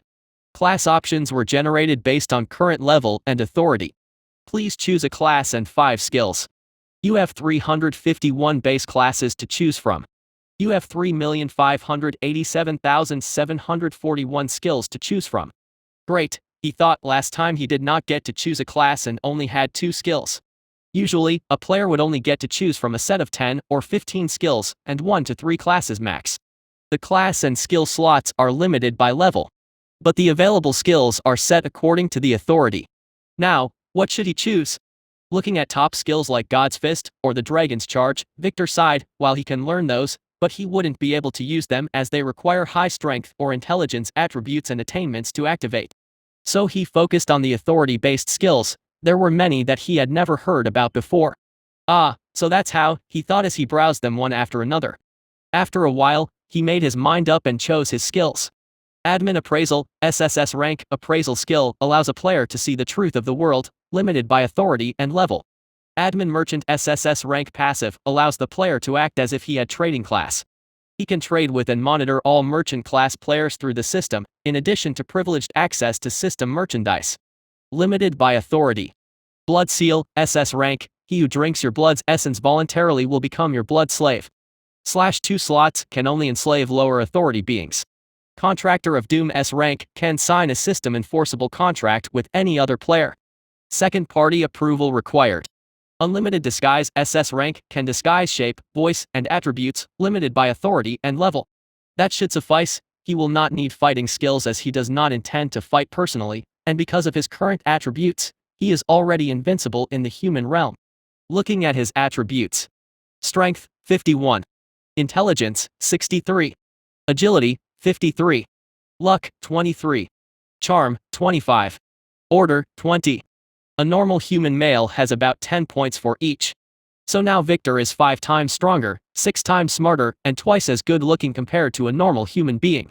There will be a chance for some more practical skills after he levels up, he thought. Now time to choose a class, and Victor already had one in mind. He wanted to choose a Dragon Disciple, one of the strongest and most diverse basic classes, as it offsets one of his major weaknesses, being a human. It turns him into a dragon as he levels it up to Dragon Master. But after seeing the list, it only took him seconds to choose another one. This one required a lot of authority. He quickly chose it and smiled when he saw the 3 new skills it added. Good, with this I have hope of killing that guy now, he thought. Everything is set. He pressed OK. Player generation complete. Then the screen disappeared, and after a few moments, he could see he was back in the Jade Hall, where all the newly awakened players seemed to be opening their eyes in astonishment. They had the same question in their minds. Was that true? Is this world some kind of an RPG game? Did we succeed? No wonder no one was told what the ceremony was. For them, it took about an hour to complete the ritual and choose a class, but for outsiders, it was merely a second. And it only took another second for a sudden loud scream to break the solemn silence in the hall. Chapter 11, The Results, 3. Looking around, Victor could see that the one who screamed was a girl from a branch family. The boy next to her collapsed on her lap with blood rushing out of his mouth. He seemed to be her servant. Maybe there was something more between them. He noticed them before as they were with him on the yacht. This was not the only case, but the others were more composed when they saw the dead bodies of people with whom they have just had a drink. While there were some noises, they did not dare make much ruckus. Only about 60% of the participants survived. And by family standards, this was a very good result, as can be seen from the elders' big smiles. Victor was very surprised to see his cousin Ron has survived when he should have been dead. He did not appear to be in a good mood though. He should only be a semi-player. As for the reason why, who knows, maybe he was too stimulated when Victor was cuddling Lily on his lap earlier that his bloodline awakened a little. His return has already started to change things. His predictions will not be as accurate in the future, but he long expected such results and did not care. Looking for Guy, he found him dead on the floor. Oh, not bad. Looks like my guess was correct, he thought. He turned to the left and looked at Lily, who was looking at him with a worshipping gaze. Oh, she survived too. Before he could say anything, the elder knocked on the floor with his cane, making the hall go silent once more. Now, I want to congratulate you all for completing the ritual. From now on you are real members of the Von Wise family. All of you should be able to see your status window on the edge of your vision. Try looking at it and it will come into focus. Only players can to interact with it, as for semi-players they would only be able to observe it. On it you can see your current attributes. I want you to keep all these attributes a secret for now. After the evaluation you would be told what you can reveal. Now, stand up orderly and follow my assistant to the side hall, then wait for your names to be called, he said. The assistant was a fat middle-aged man in white robes. He was standing next to the elder, so he bowed down a little to everyone. then turned around and headed toward the exit, and the participants including Victor had to follow him quickly. While heading outside the hall, Victor looked at his father who was standing with the other elder. Their eyes met. Theodore smiled and nodded to Victor. He seemed relieved by his son's survival. Victor nodded back, then turned and continued to follow the others. At the same time, many maids entered the hall and started cleaning up the bodies of the unfortunate participants.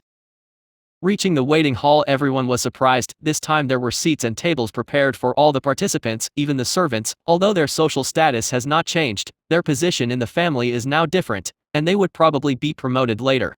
Sitting at a table for two, Victor ordered Lily to sit on his lap again, and she could only comply with her young master's unreasonable demands, so she sat with a blush on her face. This was not the first time anyway, and her feelings seemed to be a little different.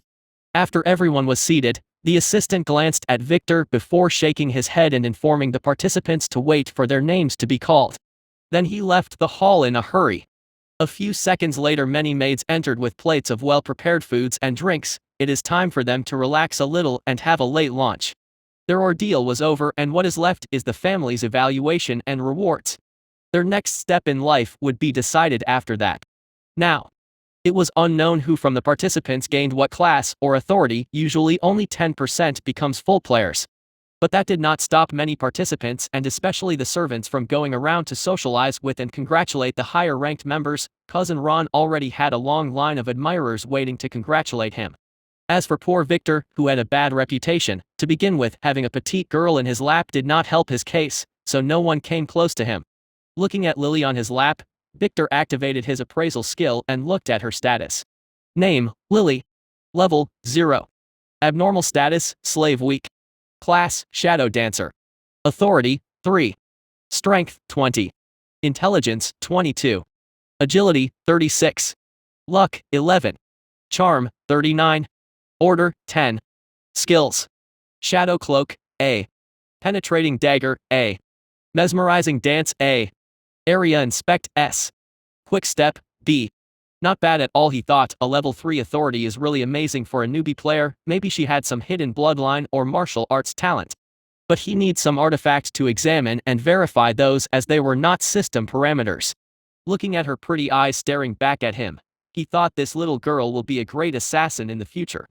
Too bad she died too early in his past life.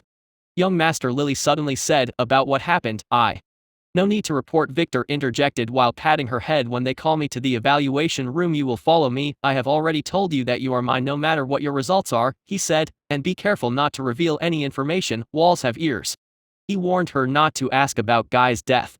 Yes, young Master. Lily bent her head down and answered in a low voice. In fact, she was very curious why looking at Guy for 1 minute resulted in his death. Was it just a coincidence? But Guy looked very assured of his success before the ritual.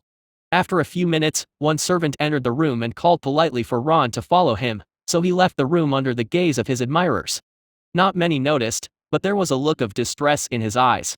He was afraid of his father's rebuttal. For a servant, a semi-player status was a great result, but for someone from the main branch, it was a disgrace. Victor activated his skill and looked at Ron's status while he was leaving the hall. Name, Ronald = Von Wise. Level, 0. Status, agitated. Bloodline awakening plus 0.5% per hour, 2 hours. Class, X. Authority, 1. Strength, 15. Intelligence, 12. Agility, 13. Luck, 5. Charm, 15. Order, 10. Skills. Tiger's Fist, D. Basic Sword Arts, F. His bloodline really started to awaken, Victor thought with a smile, but his attributes are pretty stranded. Like mine in the past, he may have a chance if he completes the bloodline awakening though. Victor opened his mouth, and Lily, who was waiting for his signal, quickly inserted a seedless grape in it. This girl is really smart, he thought. I should lighten her punishment for breaking into the hall. Now he should think about how to present himself to the family. His attributes were pretty stunning, even without considering his authority, because he used the 2,000 points he should have wasted on the authority to buff the rest of his attributes. He closed his eyes as if taking a nap, then activated the disguise skill and began to adjust here and there so that he would present a normal status to the family. A good result would gain him a good position in the family, a shocking result would gain him a lot of enemies. A few minutes later, a servant entered the hall and called Victor's name, then politely asked him to follow. Victor commanded Lily to go with him and left the hall with her holding his hand under the scrutinizing gaze of his peers. Chapter 12, The Evaluation. Following the servant, Victor and Lily were led through many corridors till they reached another grand door. 2 armored guards were standing there. One of the guards looked at them and said, "Only the heir Victor von Wise was called. Explain yourselves." Before the servant could speak, Victor stepped forward and answered with a clear voice, "Victor, son of Theodore von Wise, is here for the evaluation. As per the regulation, I may bring my personal servant who attended the ceremony with me." The guard looked at him, then at Lily, before nodding and stepping aside, opening the door for them to proceed to the next room. Stepping inside the room, Victor could see a huge white jade slate placed in the middle, with the elders surrounding it. His father and uncle were there too. The look on his uncle's eyes was not very good, and he glared at Victor when he stepped inside the room. "You should be grateful," thought Victor, "I saved your son's life." If his uncle knew what he was thinking, he would probably vomit blood in rage. Behind the elders, sitting on the only chair in the room, was a middle-aged man with a heroic figure and only 2 strands of silver in his purplish-black hair. This was Marcos von Wise, his grandfather and the current patriarch of the family. Victor bowed and cupped his hands when he entered the room, while Lily behind him knelt with her head down as per family protocol. "Victor von Wise," greets the patriarch and the elders, he said in a clear voice. Said Marcus, "both of you stand up," he ordered. Then started to inspect both of them with his eyes. "And who might this slave be?" he questioned. Before Victor could reply, Theodore stepped forward. "Esteemed father, this is the slave I just told you about. Victor helped her on a whim and took her as his follower, and it seems her luck was good, as she survived the ritual," he said. "Good, let's start with her then." He looked at Lily and said, "Step forward, identify yourself, then place both of your hands on the inspection jade." Lily, a former apprentice of the Assassin's Hall and currently young master's Victor von Wise servant, she said, then moved forward nervously and placed her little hands on the jade slate. A faint light shone and passed through her. Then on the slate words magically appeared. Level 0. Shadow Dancer. Authority, 3. Strength, 20. Intelligence, 22. Agility, 36. Luck, 11. Charm, 39. Slave. Bloodline SS rank /100% not awakened, no record. Victor was surprised. An SS rank bloodline, not bad, I have to train her well, he thought with an evil grin, then looked at astonished elders who began to drool. Now it might be a little tricky to keep her. His grandfather stood up and moved closer to the slate as if he was not believing his eyes. Then turned and looked at her and began to inspect her thoroughly, and when he was about to start using his hands. Ahem, Victor cleared his throat. "Excuse me, esteemed grandfather, but Lily is already my property," he said, making Marcus look at him angrily and wanting to rebuke him, but he suddenly remembered the family rules. What Victor said is correct, the girl was his and no one can take it from him, not openly anyway. Looking at the girl with little reluctance, he let go and returned to his seat. "You may step down," he told her. "As for your assignment, it is up to your master since you are already his slave, but the family orders you to keep your bloodline hidden," he said in a cold voice. Theodore looked at Victor and shook his head as if to tell him to give up on her to please the patriarch.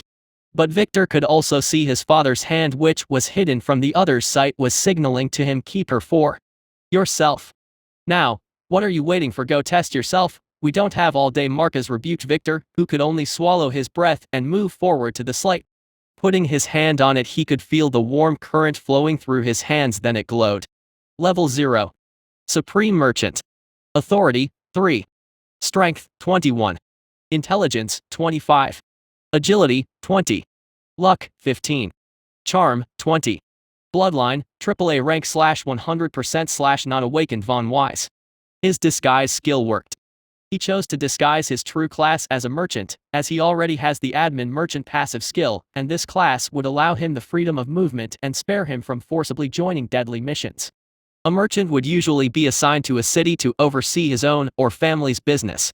Merchant players have the ability to make transactions across vast spaces with other merchants using a system market, and that makes them theoretically an important logistical asset. But right now this role is not very important, as there are no more than 30 merchants across the world, but after the reckoning, things would be different. Their most important role in purchasing items from the world system. To do that, he would need a system virtual currency known as coins. Normal players have no access to this store. To gain coins, 3 ways exist. The first is completing system missions, the second is trading from other players, and the third is selling raw materials to the system. which can also only be done by a merchant. The higher the level of the merchant, the more preferable the prices he would get. The elders didn't know what the supreme means in the class title, but it can't be bad. Watching Victor complete the examination, the elders, including his father, was excited. Even the face of his angry grandfather relaxed a bit. Having an Authority 3 Supreme Merchant is a great addition to the family. In addition to that, having a 100% purity blood makes Victor a true bloodline holder belonging to a small group in the family who are highly valued and protected, as he might have a big chance of fully awakening his bloodline, and their offspring would have a big chance of having pure blood too. The only downside is that Victor's measured attributes are on the weaker side, and as a merchant, his attributes won't rise much as he levels up. Good, Marcos exclaimed. Victor, your luck was really good. You make me and your father proud. But your rank is higher than anticipated, so I have no assignment ready for you. He pondered for a moment, then continued. Looking at Theodore, he said, Theodore, you have a good son. How about you send him to Vane City? As far as I know, it is under your jurisdiction. Let him start a business there, or let him work part-time in your company while attending the elite academy there. He commanded. Then looked at Victor and Lily. You don't need to keep anything hidden. You may leave, he said. Victor looked at Marcus and wanted to curse at him. How could he not give him any reward? He is probably holding a grudge, or does he have some other plans for Lily? He thought. Knowing that no matter what he said the results would be the same, Victor decided to try to ask someone else for help, so he quickly saluted the elders and then left the room with Lily. Chapter 13, Meeting Grandma. After leaving the room, Victor was led to another hall where he should wait for his father until he finishes his duties before they can head back. Ron and a few other participants were already there, busy socializing. It seemed that Ron hid the fact that he was just a semi-player. Victor did not disturb them, and neither did they care about him. They were too busy sucking up to Ron. Victor sat down, and Lily naturally sat on his lap without him asking her to. Not bad, this girl is a fast learner, he thought. Then he asked one servant for a pen and a piece of paper, which he folded and put in his pocket after writing a few words on it. After a few minutes, an assistant soon came with a letter for Victor from his father, telling him that he would be staying here till the morning and that Victor should leave by himself and wait for him in the private villa down the mountain. Victor naturally knew the place, so he thanked the assistant and quickly headed outside with Lily. The ceremony began in the late afternoon, but it was already dark when they came out. Looking at the bright full moon illuminating the empty mountain road, he couldn't help but look at the sky and laugh loudly. Victor may have appeared composed, but he was very nervous all the time. If anything went wrong inside, he might have ended up as a corpse. Lily looked at him strangely, but she can understand his situation. As a direct heir, he was under great pressure, and now he seems to have been relieved after fulfilling the expectations of his family. She thought. Congratulations, young master, she said with a big smile. Victor looked at her and smiled, then slapped her on her butt and started walking up the mountain, which made her face turn red in shame. This new young master of her is a bully, so she wanted to change the subject before her young master gets any other strange ideas, but suddenly she noticed a very strange thing. Young master, your esteemed father has ordered us to go down the mountain. May I inquire why are we heading up? She asked. Victor stopped walking, then turned around to examine her, then slapped her butt again and continued climbing up. This made Lily's eyes tear up because of the injustice. She didn't do anything wrong, why slap her? Just before Lily, who was wondering if she should ask, opens her mouth, Victor spoke. I am heading up the mountain because of you, he said solemnly. Lily was surprised. Because of me? Why? She asked in wonder, but he answered her with a serious question. Do you want to keep following me, or would you prefer to follow my grandfather, the so-called patriarch? I am sure he would welcome you with open arms and will not let you suffer any injustice if I were to give you to him. So me or him, whom do you prefer? Answer truthfully, no need for hesitation nor fear. No matter what answer you choose, I won't get angry, he said while facing forward and kept walking, not letting her see his expression. She pondered for a second, then answered firmly. No matter what, I am young master's belonging, and I don't want to be touched by any other, she continued with a faint blush on her face. The moment young master saved me and helped me exact revenge, I was already his, she said with her beautiful voice. Victor knew from experience that she did not lie.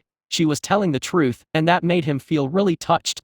Young master, according to the rules, no matter what the patriarch wants does not matter, it is your choice. Right? She asked with little tears in the corners of her eyes. Does the young master wish to get rid of me? The answer she was expecting did not come, but another spank on her butt did, a heavy one this time. She almost let out a shameful voice. Young master, you promised you will not get angry. She exclaimed in shame. I am not angry, he said while continuing his climb up the mountainous road. It is just that this situation is very tricky, and I know that guy will never give up. You mean the patriarch? She exclaimed at the rude way her young master was calling his grandfather. Who else? He said. So she interjected, but the family rules. Haha, the rules have always had exceptions, and there are always back doors, just like how I saved you from a certain death earlier today, he said, and that made Lily a little shocked. If it is like that, her situation is really tricky. So, young master, you can give up on me, she said with a downcast tone. No, there is a better method. He firmly answered, then stopped and looked her in the eyes. Lily, let me ask you a question. Do you know why most of the world's great leaders have secret mistresses or second wives? Because they have the power, the wealth, and no one would say no to them, she answered truthfully. Exactly, then why is it that my grandfather, the patriarch of one of the greatest families, he who can replace any president or king with a flick of his finger, only have one wife? He asked with a smirk. Is it family tradition, or is he deeply in love with your grandmother? She wanted to ask, but then she corrected herself. No, all the elders and pure bloods have numerous wives and lovers. So it can't be it, and all of them have favorite wives, and that did not stop them from having others. She thought with a soft voice. Then she got an idea but did not find the courage to say it because it was too outrageous. So Victor said it for her. Exactly, he is afraid of his wife, he said, and that made Lily turn around to see if anyone around heard them. Don't worry, I already used my skill so no one can hear us, he said. He has already begun using his disguise skill to hide their voice when they started their trip. As the mountain is crawling with family secret guards. Lily sighed with relief. Young master, don't scare me like that again. Such matters could cause our death, she said as she have already discovered all the hidden eyes around them using her area inspect skill. He laughed. If we want to restrain any schemes of my dear grandfather, we have to act before he gets a chance to weave his web. So do you know where are we going? He asked. To meet your esteemed grandmother? She asked while tilting his head. To meet grandma. Victor confirmed with a smile that did not reach his eyes. Chapter 14, Scamming Grandma. The truth was something he wouldn't tell Lily because he couldn't tell her from where he knew about it. It was something he pieced together after scavenging his family's ruins in the past. He has gained knowledge of many secrets back then, some of them are hidden even from the top echelons of his family. They had no idea to what degree their family was penetrated with spies and enemies. If the family was not obliterated back then, it would have changed its name in a couple of years. But now he is back and he will make sure to save his family and make it all his at the same time. When Victor said his grandfather is afraid of his grandmother, he was not lying, but that was not the full truth. The patriarch was terrified by his wife, would be a more accurate sentence. Looking at the mountainous road and the green trees ahead of him, Victor thought about his namely grandfather Marcos. Very few people know that he does not come from the main family branch, but from a side branch family. It was his grandmother, the last living offspring of the last patriarch, who chose him and made him what he is today. For her to keep the power as a woman, she had to find a suitable male partner to act as a puppet patriarch for her, as females were forbidden from taking the head seat according to the rules. And in fact, Marcus is just one of his grandmother's husbands. And he was the weakest member of her harem. Theodore was not Marcos's son, but the son of one of the other family's masters who followed his grandmother. But no one knew about that, not even Marcos, as his grandmother kept such secrets under tight wraps. To get such information, he had to desecrate the graves and sample the DNA of his entire family. After the family's demise, this entire archipelago became a deserted land where only grave thieves and criminals roam with the beasts. His grandmother Anne von Wise is a very powerful woman, Victor thought, but he knew that every man or woman has something they desperately want or need, and he has now a method of getting exactly what she wants and getting himself rich in the process. Victor was prepared to expose a few of his secrets to his grandmother in order to gain her trust and support, as Marcos has already started his plan when he ordered Victor to go to school in Vane City. Yes, Marcos is that kind of a guy, he would stop at nothing to get what he wants, thought Victor. After walking for another 15 minutes while holding hands with Lily, he reached the gate of a grand mansion, surrounded by a fancily worked iron fence. Standing there on the door were two female guards, who had a purple hue in their hairs, purebloods. Stop right there, one of them said. May I inquire about your identity and the reason you are here? She asked in a slightly artificial polite tone. And at this hour? She continued after a pause as it was already late. Victor took out the folded piece of paper he prepared before leaving the hall and gave it to the guard. I am the heir Victor von Weiss, and this is my maid Lily. We wish to meet your mistress for a very important reason. The guard hesitated for a mere second before accepting the paper. Please wait a moment, she said before signaling the other guard to keep watch over them, and heading inside the mansion. After 3 minutes, a sturdy female housekeeper walked out of the mansion with the guard. She looked at Victor and said, "Follow me please." Victor turned to Lily and said, "Wait for me." The housekeeper interrupted him. "The mistress asked for both of you," she said, then turned around and headed inside the fence. Victor and Lily followed after a brief hesitation. I made a big mistake," Victor thought as his face became very bitter. He really overestimated Marcus's courage. It seems he did not want Lily for himself but for his dear wife. The situation can still be salvaged, I hope, he thought. After walking through the lavish mansion's front yard and passing through the front door, they were guided into a lavish room where Victor took the liberty to sit down on a comfy chair, while Lily stood quietly behind him. Lily still had some dirt and some blood traces on her face and her clothes as she did not have a chance to clean up, while Victor's clothes were not very clean as Lily was forced to sit on his lap a couple of times. After a few minutes, a beautiful woman with curly purple hair and a lavish black dress entered the room with 2 pretty handmaids. She looked about 30 years old, but Victor knew that she was at least 70. There were no aging marks on her face nor body, her blood was fully awakened. She was Victor's grandmother, Anne von Weiss. Looking at her enter the room, Victor and Lily quickly saluted in respect. Victor activated his appraisal skill, but after a split second he felt a piercing pain, so he deactivated it quickly and coughed twice to hide the painful look on his face. It seems he used this skill too much today that it strained his eye, in addition to the fact that Anne's level is much higher than him, but that split second was enough for him to confirm the piece of information he wanted. Anne equals von Weiss. Level, 15/99. Abnormal status, poisoned, SS Mid. Authority, 09. Strength, 4. Yes, the rumors he heard back then were true, she was poisoned. Anne looked at Victor briefly and examined Lily for a whole 10 minutes before looking back at Victor. "What do you mean by this?" she asked, and then threw a piece of paper to the ground. It was the same piece of paper he gave to the guard earlier. It reads a few words. "I can get a White Lotus pill." Looking at it, Victor started talking. "Esteemed grandmother, as grandfather may have already told you, I have awakened a supreme merchant class, and this allows me to have access to a random selection of system wares every month to buy, and it happened that this pill was one of them, and I wanted to inquire if my dear grandmother is interested in it." "And how do you know that I may be interested in it?" she asked.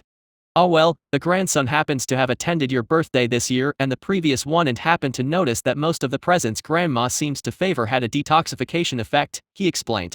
"Oh, and since when are you proficient in drugs identification?" she asked with a smile. "Damn," he thought. "This little one is well read," he answered with a few beads of sweat appearing on his forehead. "Oh," she said. He knew that she did not fully believe him, but that does not matter as she would want to get the pill first before grilling him. "The price?" she asked.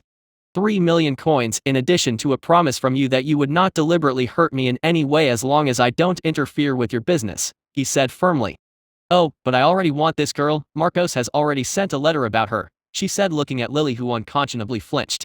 "But that would make me very hurt," he said with a pitiful look. And that made Lily's eyes sparkle with tears. Her young master is good to her. "I know that grandmother wants to use her bloodline to breed a new kind of warriors for the family, right?" he inquired, and his grandmother did not respond, and that made Lily flinch again. "But there is no need, as I intend to take her as a wife so her children would still be parts of the family," he continued, as this was the only solution he can think of to convince his grandma. His grandmother looked back at him with a piercing eye. "As far as I know, you already have a fiancé and she can't stop you from having a few other wives, but she would not like that," she said with a smirk. "She has already become an adult, so she should learn that you can't always have what you want." "I will deal with it," he said. "That fiancé of his is really troublesome. She is a slut, and he has to find a way to get rid of her." "Oh, okay, I agree," his grandmother said. "She urgently needs that pill. She has been poisoned for too long and her level has already declined to 15. If this goes on any further, she might not be able to control the family. The White Lotus pill is a very rare medicine that can cure her completely." And just when she wanted to inquire when would Victor get the pill, He flashed a gold parchment in front of her. Created by his contractor of doom skill and containing their agreement. After signing it, if any party broke it, they will have to face severe consequences. She knew what this was, and that made her surprised as she always viewed Victor as some kind of a weakling, but today's events proved her wrong again and again. Seems like he is not useless after all, she thought maybe. I should give him a chance to prove himself. Well, that's for later. She nodded her head. Okay, she said, but add a clause that the price you ask must be exactly the system store price, she added with a smirk. She will not let him get away with any advantages. Victor flinched, then corrected the contract with a flick of his hand. Fine, that makes it 2 million coins. His grandmother glared at him. This piece of shit was about to scam her for 1 million coins. That is the family's revenue for one entire year. But she didn't scold him, as she was beginning to like this cunning grandson of her. She bit her finger and a purple drop of blood fell onto the contract, and Victor did the same. The contract shimmered with golden light then disappeared. The contract was done. She waved her hand and a system prompt appeared in Victor's head notifying him that 2 million coins have been added to his account. So he quickly operated his merchant administrator skill and bought one White Lotus pill for the listed price of 2 million coins, then applied for a discount using his authority and got a 50% back, 1 million coins. I am rich now, he thought. After this he has to wait 2 days to be able to use this skill again, as his level was still too low and the transaction very big. But it was worth it. He took the pill out of the store window and it appeared in thin air, so he presented it to his grandmother who grabbed it immediately, and with a wave of her hand, Victor and Lily were thrown out of the house. I will not see you off, come visit me again when you have time. And be careful about your fiancé. Her parting words echoed in Victor's head, which was planted in the dirt outside of the mansion. He stood up with the help of Lily, who started dusting the dirt off him. He smiled at her, then slapped her on her little butt and said, "Let's go home." This trip was a success. "Yes, young master," Lily answered with a sweet smile. Chapter 15, An Unexpected Reward. Going down the mountain was easy. Victor only had to ask one of the mansion's guards to find a car for him, so a luxurious car was quickly prepared to take them back. Victor quickly explained his destination to the female driver, who nodded her head in understanding and started the engine. Sitting in the back seat of the speeding car, Lily looked out of the window and watched the passing scenery while wondering if all of today's events were just a sweet dream that would end when she woke up. But Victor proved her wrong by suddenly laying down on the back seat and placing his legs against the window with his head on her lap. "Don't move around. I want to have a nap," he said. "Wake me up when the car stops." With that said, he closed his eyes and started snoring. Lily was very embarrassed. Her face turned as red as a tomato, and she did not know where to put her hands. But looking at the driver who faked not knowing what's happening in the back, she took a little breath to stabilize her shaking hands. Then she slowly began to caress Victor's head in her lap. Time flowed quickly, and after half an hour, they reached their destination. When the car stopped, Victor opened his eyes to meet Lily's, who was about to wake him up and caused her to have a blush on her face. "Young master, we have arrived," she said softly. He smiled at her, then quickly got up and out of the car. Facing him was 3 stories modern villa. Even though his father only stayed here a few nights every other month, it was well maintained. When he stepped down from the car, a tall man in a black uniform was waiting for him. It was George, his father's butler. Victor smiled and saluted him. "Uncle George, I did not expect to see you here. It is already late. You should be resting in bed instead of waiting for this youngster," he said with a smile. George was always good to him. Even after being kicked out of the family back then, he still received occasional help from him. "Young Master Victor, this is just my duty. Please follow me," George said warmly, then guided them into the house. After stepping inside, George ordered the maids to escort Lily to the bath and arrange a new set of clothes for her, then requested that Victor follow him. Victor gave Lily a wink signaling her to follow the maid, then turned around and followed George into a side corridor leading to a well-lit study. Once inside, George took out a black briefcase. "In here, you will find your new credentials and the documents for some properties and businesses the family granted you. It is your reward," George said as he handed it to Victor. "Oh," exclaimed Victor, "what an unexpected reward. Master requested that after getting this bag, you should get familiar with what's inside as soon as possible, and you will need to catch the plane to Vane City tomorrow at noon. You will act as the new CEO of the Master's branch company," he emphasized. "Is there anything else?" Taking the briefcase and weighing it in his hand, Victor asked, "I have already prepared a room for you and a fresh set of clothes. As for your luggage, it has already been sent to Vane City. If the young master have any further requests, then, the maids and myself are at your service," said George.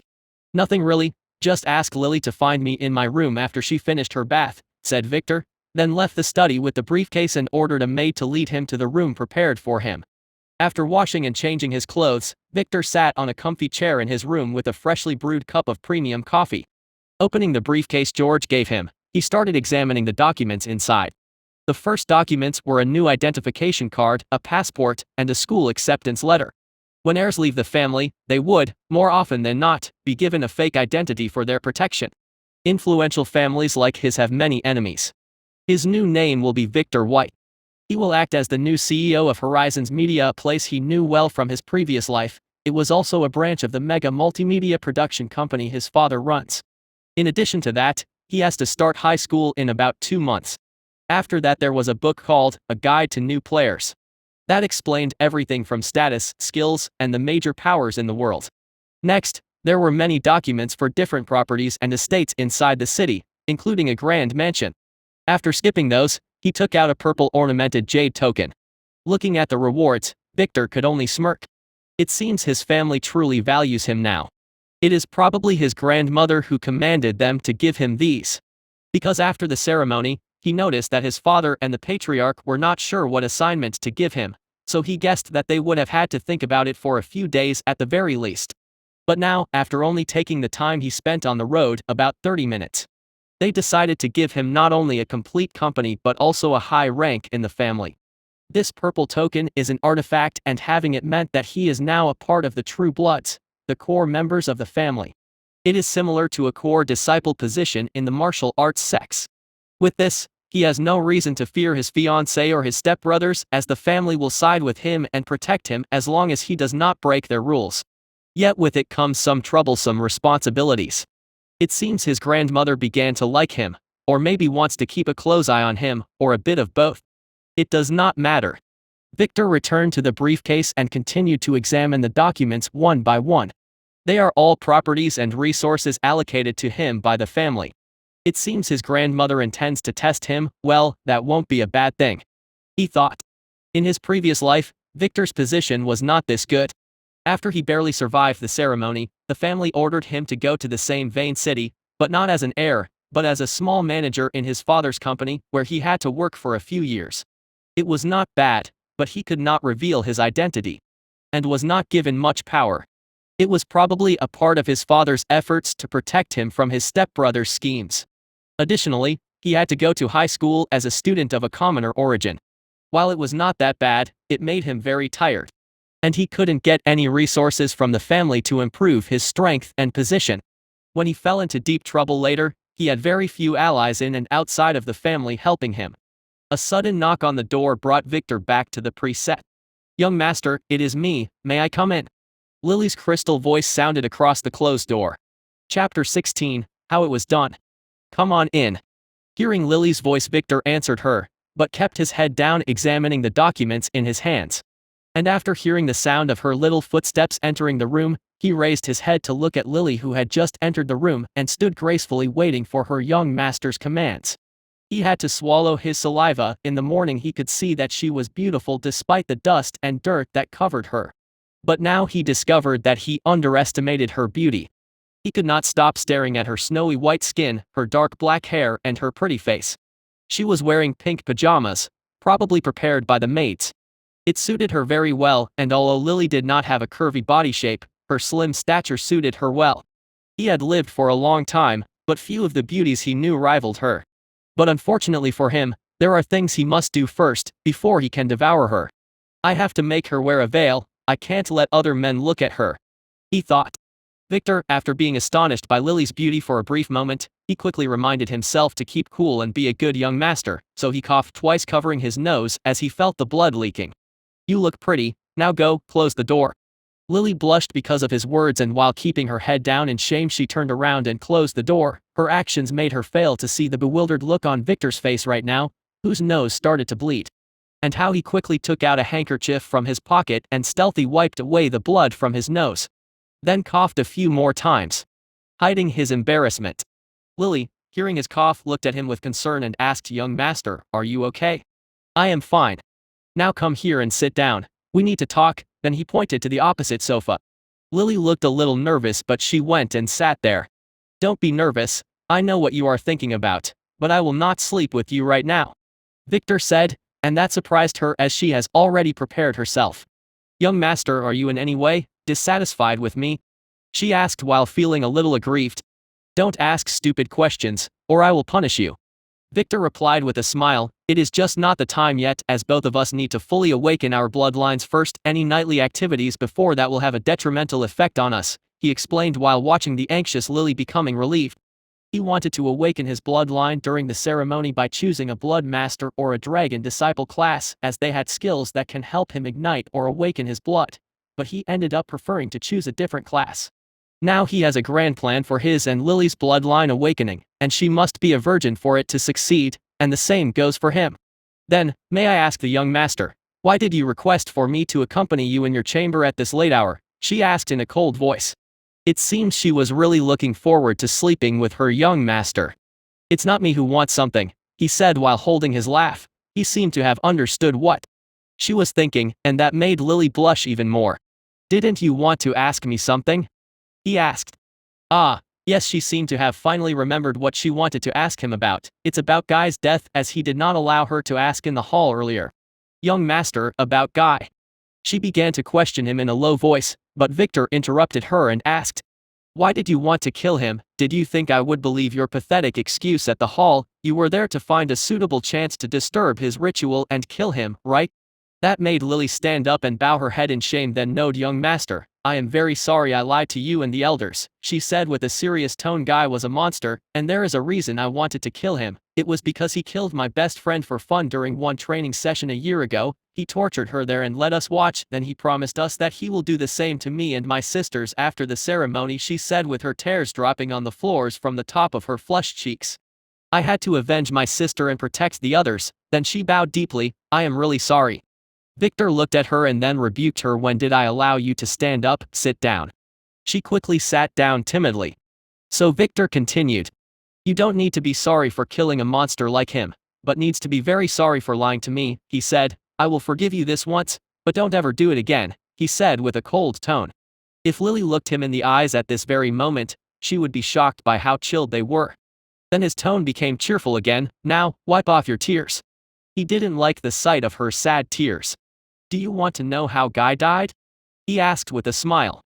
Lily quickly used the cuffs of her pajamas to wipe her tears, then looked up at him with her red eyes and said in a firm tone, "May the young master enlighten me." Victor looked her deep in the eyes and said, "What I will tell you now will not leave this room, understood?" Lily quickly nodded her head in acknowledgement. "The pill Guy took should be the Misty Blood pill. Do you know anything about it?" he asked, but Lily shook her head. She has never heard of such a pill. Victor continued with a solemn look, "It is a very evil pill. To create it, you are required to refine 10 pureblood babies while they are alive." That made Lily feel a chill in her back and gasp for air. "They are monsters. From where would they get the bee?" she wanted to ask, but Victor beat her to the answer. "Guy's father should be Dick, the master of the Assassin's Hall, so it should be doable for him." "You have not completed your assassin training yet, right?" he asked Lily. She shook her head. "No, not yet, only the final test remains," but the hall master listened to Guy's request and delayed it till after ceremony. "Oh, so that's what happened. Well, that means you don't know. It's just that the family sends its assassins on all kinds of missions. Some of them are to spy at and sometimes assassinate members from other families," Victor explained. "Then, would the family give orders to kill babies?" Lily's face turned white when she thought of that.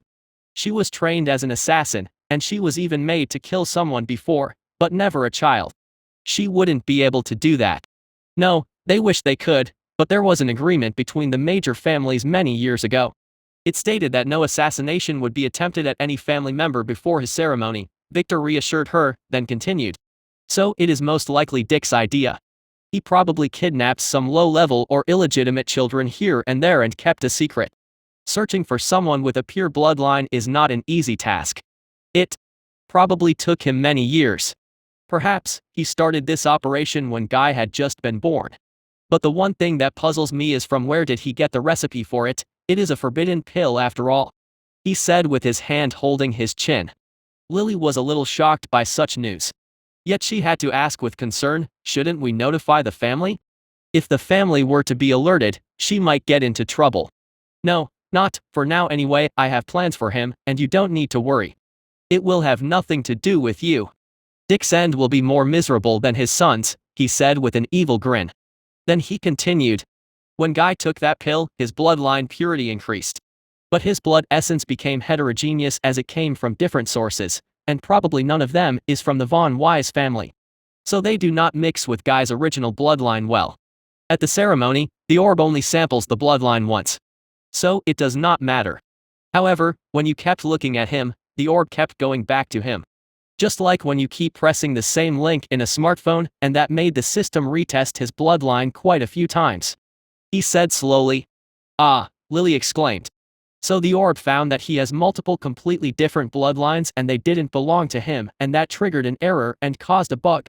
When the world rules fixed the bug, it removed the conflicting bloodlines altogether. So poor Guy lost all bloodlines, including his original one." Victor finished his explanation. "Young master, while I get the gist of it, I don't understand how this bug thing works." Lily tilted her head and stated. "You will learn about it in the future, but not now, it is still too early," he answered with a head shake. "And remember, not a word to anyone, understood?" he ordered. Lily nodded her head. Understood. She confirmed. She is now full of reverence for her young master.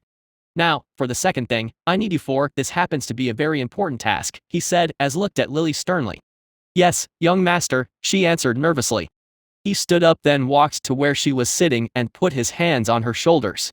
"I am feeling tired, so I am going to sleep now. However, as I am not used to the pillows here, you will have to be my pillow for tonight," Victor ordered the speechless Lily. And with that, he ruined his good image in her mind again. Chapter 17, Lily's Thoughts.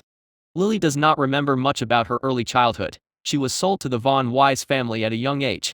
They took her with other children and began their training right away. They sent them to a huge camp on one of the archipelago's island. There were many children like her there. They were taught basic knowledge at first like reading and writing, with some martial arts, then when they seemed to have learned those, they would be castled to one of the family's numerous halls. Lily had a petite body and a high aptitude in martial arts, so she was sent to the Assassin's Hall, where her suffering began. All the children in the Assassin's Hall had to suffer through very harsh training, where they even had them kill people and fight criminals, causing many of them to die early. Whenever one of the young family heirs comes to the hall on missions or for training, she would look at their princely look and yearn like every little girl, that someday one of them would take her away on a white horse. But she knew in her heart that these are mere dreams. She still persisted, hoping that one day she would finish this training and be able to roam the world. The worst day in her life came when the hall master's son Guy decided to create a special assassination unit under his command, so she and a few of her sisters were chosen because of their nice looks. Especially her.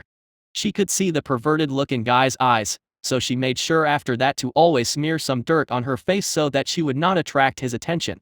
Guy was a monster. He enjoyed torturing them in various methods under the excuse of training them. They still persisted, hoping that one day this will be over. Until that day when Guy made Lily and her sisters watch as he brutally tortured one of them to death, saying that he is training their mentality. That girl was her best friend. He seems to have regretted killing that girl, but for the wrong reason, as he wished to sleep with her first. So he asked for permission from his father to sleep with the girls before their final test, as they will become agents of the family when they pass. The family will not blame him if a few trainees died. On the other hand, killing an agent of the family is not a small offense. But his father refused, telling him that he can do what he wants after the ceremony. As for the girls, he will delay their test. Hearing Guy brag in front of them about how he will fix every one of them, she made a decision. She is going to sacrifice herself for her sisters, as she was the best assassin amongst them. She is going to enter the ceremony and take Guy's life there where she might get a chance. So she volunteered to be one of the servants in the ceremony, but Dick refused, as he knew his son had his eyes on this girl. Left with no other choice, she took advantage of the situation on ceremony day and secretly boarded the ferry headed to the central island. She was prepared to die, and she will take Guy's life with hers. But she underestimated the family's preparation, as after reaching the ceremony hall she was caught by the guards and she had to fight with them, and although she was able to defeat many of them, more kept coming. But she was finally subdued by a strike from an elder who showed up out of nowhere. She knew she was going to die. But she did not want to, not before killing that monster, and just when she was planning to make her last struggle, someone grabbed and pulled her head, and then she heard his arrogant voice. "I like this girl," he said. Looking at the boy's charming face and grayish-purple hair, she felt her heart beating faster. "Is this my Prince Charming?" she thought, but then she shook her head. She should not hold much hope, she told herself. But to her surprise, this young master, who she did not know, was able to get her out of trouble with ease. And he even called her his own. After entering the hall, the young master made her sit on his lap. This made her feel very ashamed, but she had to persist. "It will all end when she kills Guy." He asked her about her reasons. She felt ashamed as she had to tell him a lie, but she couldn't tell anyone about her objective. But somehow she was able to divert his attention to Guy, who was there staring at her with murderous eyes. Maybe he can help her, she thought. She has become his anyway. But the young master's reaction exceeded her wildest expectations. He did not get angry at her but gave her a weird method to kill Guy. "That can't be true, can it?" she thought. After starting the ceremony, he helped her sit in a place where she would be able to target Guy, so she decided to follow his crazy plan. If it failed, she will try after the chaos starts. She has heard that many people will die, so she can use the chaos to act at that time, but still, she held some hope in the corner of her heart. Maybe her young master's plan would work. The ceremony started, and it was like something of a fantasy tale. She kept her eyes open despite the pain and stared at the Guy for 1 minute just as he told her to, and she could feel a wave of light going between her and Guy. Then after 1 minute, the pain was so unbearable that she was forced to close her eyes, and her ritual began. She succeeded, but that did not matter at that time. Only one thought was kept in her mind: to kill Guy. When she opened her eyes, she quickly started looking for Guy, who was there, dead on the floor, with blood rushing out of his 7 orifices. It worked. Her young master told her the truth. He did really help her. She looked at him and he looked at her and smiled. She fell in love at that moment, and she knew it. After that, he stood against his family's interests and helped her again and again. It was all like a dream for her. She was ready to repay him with her body tonight. When he saw her, he was so astonished by her true beauty that his nose bled. She saw it, but she acted as if she did not see a thing.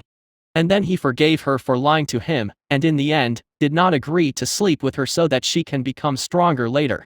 She does not know if he loves her, but she knows that he cares about her. Looking at the morning sun out of the window while feeling her young master's faint breath on her lap, she looked down at him, who was drooling while using her thighs as a pillow, and smiled. She had decided, from this moment onward, she is his property, and no matter how he feels about her, she would spend every moment in her life in his service. Chapter 18, Punishment. Victor woke up early in the morning at the sound of his phone ringing. He could feel Lily's thighs under his head and her hands caressing his hair. But he had no energy to open his eyes, so he could only utter a couple of words to Lily: "You answer it." He was too sleepy to answer it himself, and there should be no one important on the other side. "Good morning, madam." "Yes, this is his phone. I am Lily, his personal maid." "No, he is sleeping soundly in my lap right now." Victor briskly opened his eyes when he heard Lily. "Shit, I made a mistake. I shouldn't have let her answer," he thought. He quickly sat down and took the phone from Lily's hand, then shot her a threatening look while he greeted his mother. Yes, it was his mother, Elena, on the phone. He should have called her the previous day to report his results, but totally forgot. "Ah, hello dear mother," he said with a shallow smile. "Now, you remember your mother. I guess you were too busy playing with that new maid of yours." His mother's angry voice sounded from the other side of the phone. "It's not that, I just thought that father should have already told you my results," he explained. "And what about your father telling me? Does it have anything to do with you?" "Put that maid back on the phone. What was her name?" "Lily, right, I will talk to her. I don't want to hear my ungrateful son's voice," she said. Victor knew that his mother is a little upset with him, and no matter what he told her, he would not be able to please her. The only solution for such situations is the same they use on nuclear reactors: to let her cool down on her own. So he gave the phone to the surprised Lily and signaled her to talk to his mother. Lily quickly adjusted her mentality and answered Elena's rapid barrage of questions, most of them on how was Victor's health and if he was injured during the ceremony. Elena knew well that she does not have the right to know about the ceremony, but she had to make sure that her little boy was fine. And at last, after 15 minutes, Lily said goodbye respectfully and ended the call. "Young master, your esteemed mother has ordered me to tell you that no matter what happens you should take good care of your health and that you should call her often. Not like your brother and sister," Lily reported. "Is that all?" he asked. Lily's face blushed as she said with her face down, "She ordered me to take care of all your needs, no matter what is your request." "Good," said Victor with a smile. "Then we shall start with your punishment," he said, to the shocked Lily. "Young master, why?" Lily asked with aggrieved eyes. "First, you broke the family rules, escaped from the assassin's hall, and tried to sneak into the ancestral hall, so as your new master I have the responsibility to punish you," he said. "Second, you lied to me, and third you told my mother that I was sleeping in your lap and destroyed my good boy image in her mind. Without discipline, you will grow up to be a bad girl. Now, stand up, face the wall, and bend down," he ordered Lily, whose face turned white with fear but had to do what her young master ordered. And then he spanked her butt hard, but he didn't using his full strength. It was 10:00 when Victor got himself dressed then went downstairs to order a late breakfast. But to his surprise, his father was already having a meal at the table in the kitchen. He seemed to have just arrived. George was there too, he serving behind his master. "Good morning, father." Victor saluted his father, then sat down and ordered the maids to prepare some cereals for his breakfast. Theodore looked at Victor with a strange look in his eye. "Is this still my coward son? He has some questions to ask him. Did you go to your grandmother's house yesterday? How did you convince her to help you?" he asked. Theodore knew his mother was very stubborn, but his son was able to make her change her mind. He wanted to know how did he do that. Is his son really that competent? "I did go there. Grandmother seemed very impressed by my talents, so she promised to help me," said Victor while stuffing his mouth with a toast covered in butter. "Like I would believe that," Theodore rebuked, then continued, "When I got the call from her late last night I was very surprised. She granted you a true blood status. You know that your big sister had to survive a deadly dungeon in order to get that status. Your grandfather almost had a nervous breakdown as your grandmother rarely interferes with the ceremony," he exclaimed. Victor stayed silent and continued to stuff his mouth with food. "Where is that girl Lily? I heard you spent the night together," he asked after realizing that he wouldn't be able to get anything but lies out of Victor's mouth. "I am here, master." "Good morning." A crystal voice sounded, then a beautiful well-dressed Lily entered the kitchen and saluted with an aggrieved look in her eyes. "Young master, why did you have to spank me so hard? I was barely able to change my clothes," she thought. She was wearing a black sundress, prepared for her by the maids.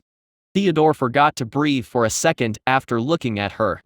Yesterday, when he saw Lily in the hall she was nothing special, just a little beauty, but now after she cleaned up, she was on a completely different level. "Damn it. I should have taken her for myself. Maybe," he thought. Then coughed twice to clear his throat and stopped staring at her. He has an image to keep. Good, you are really fit to be my son's maid," he said with an appreciative look. "Come then, help me and your young master pour some morning coffee," he said, wanting to change the subject. Lily nodded her head and then turned around and went to get 2 cups.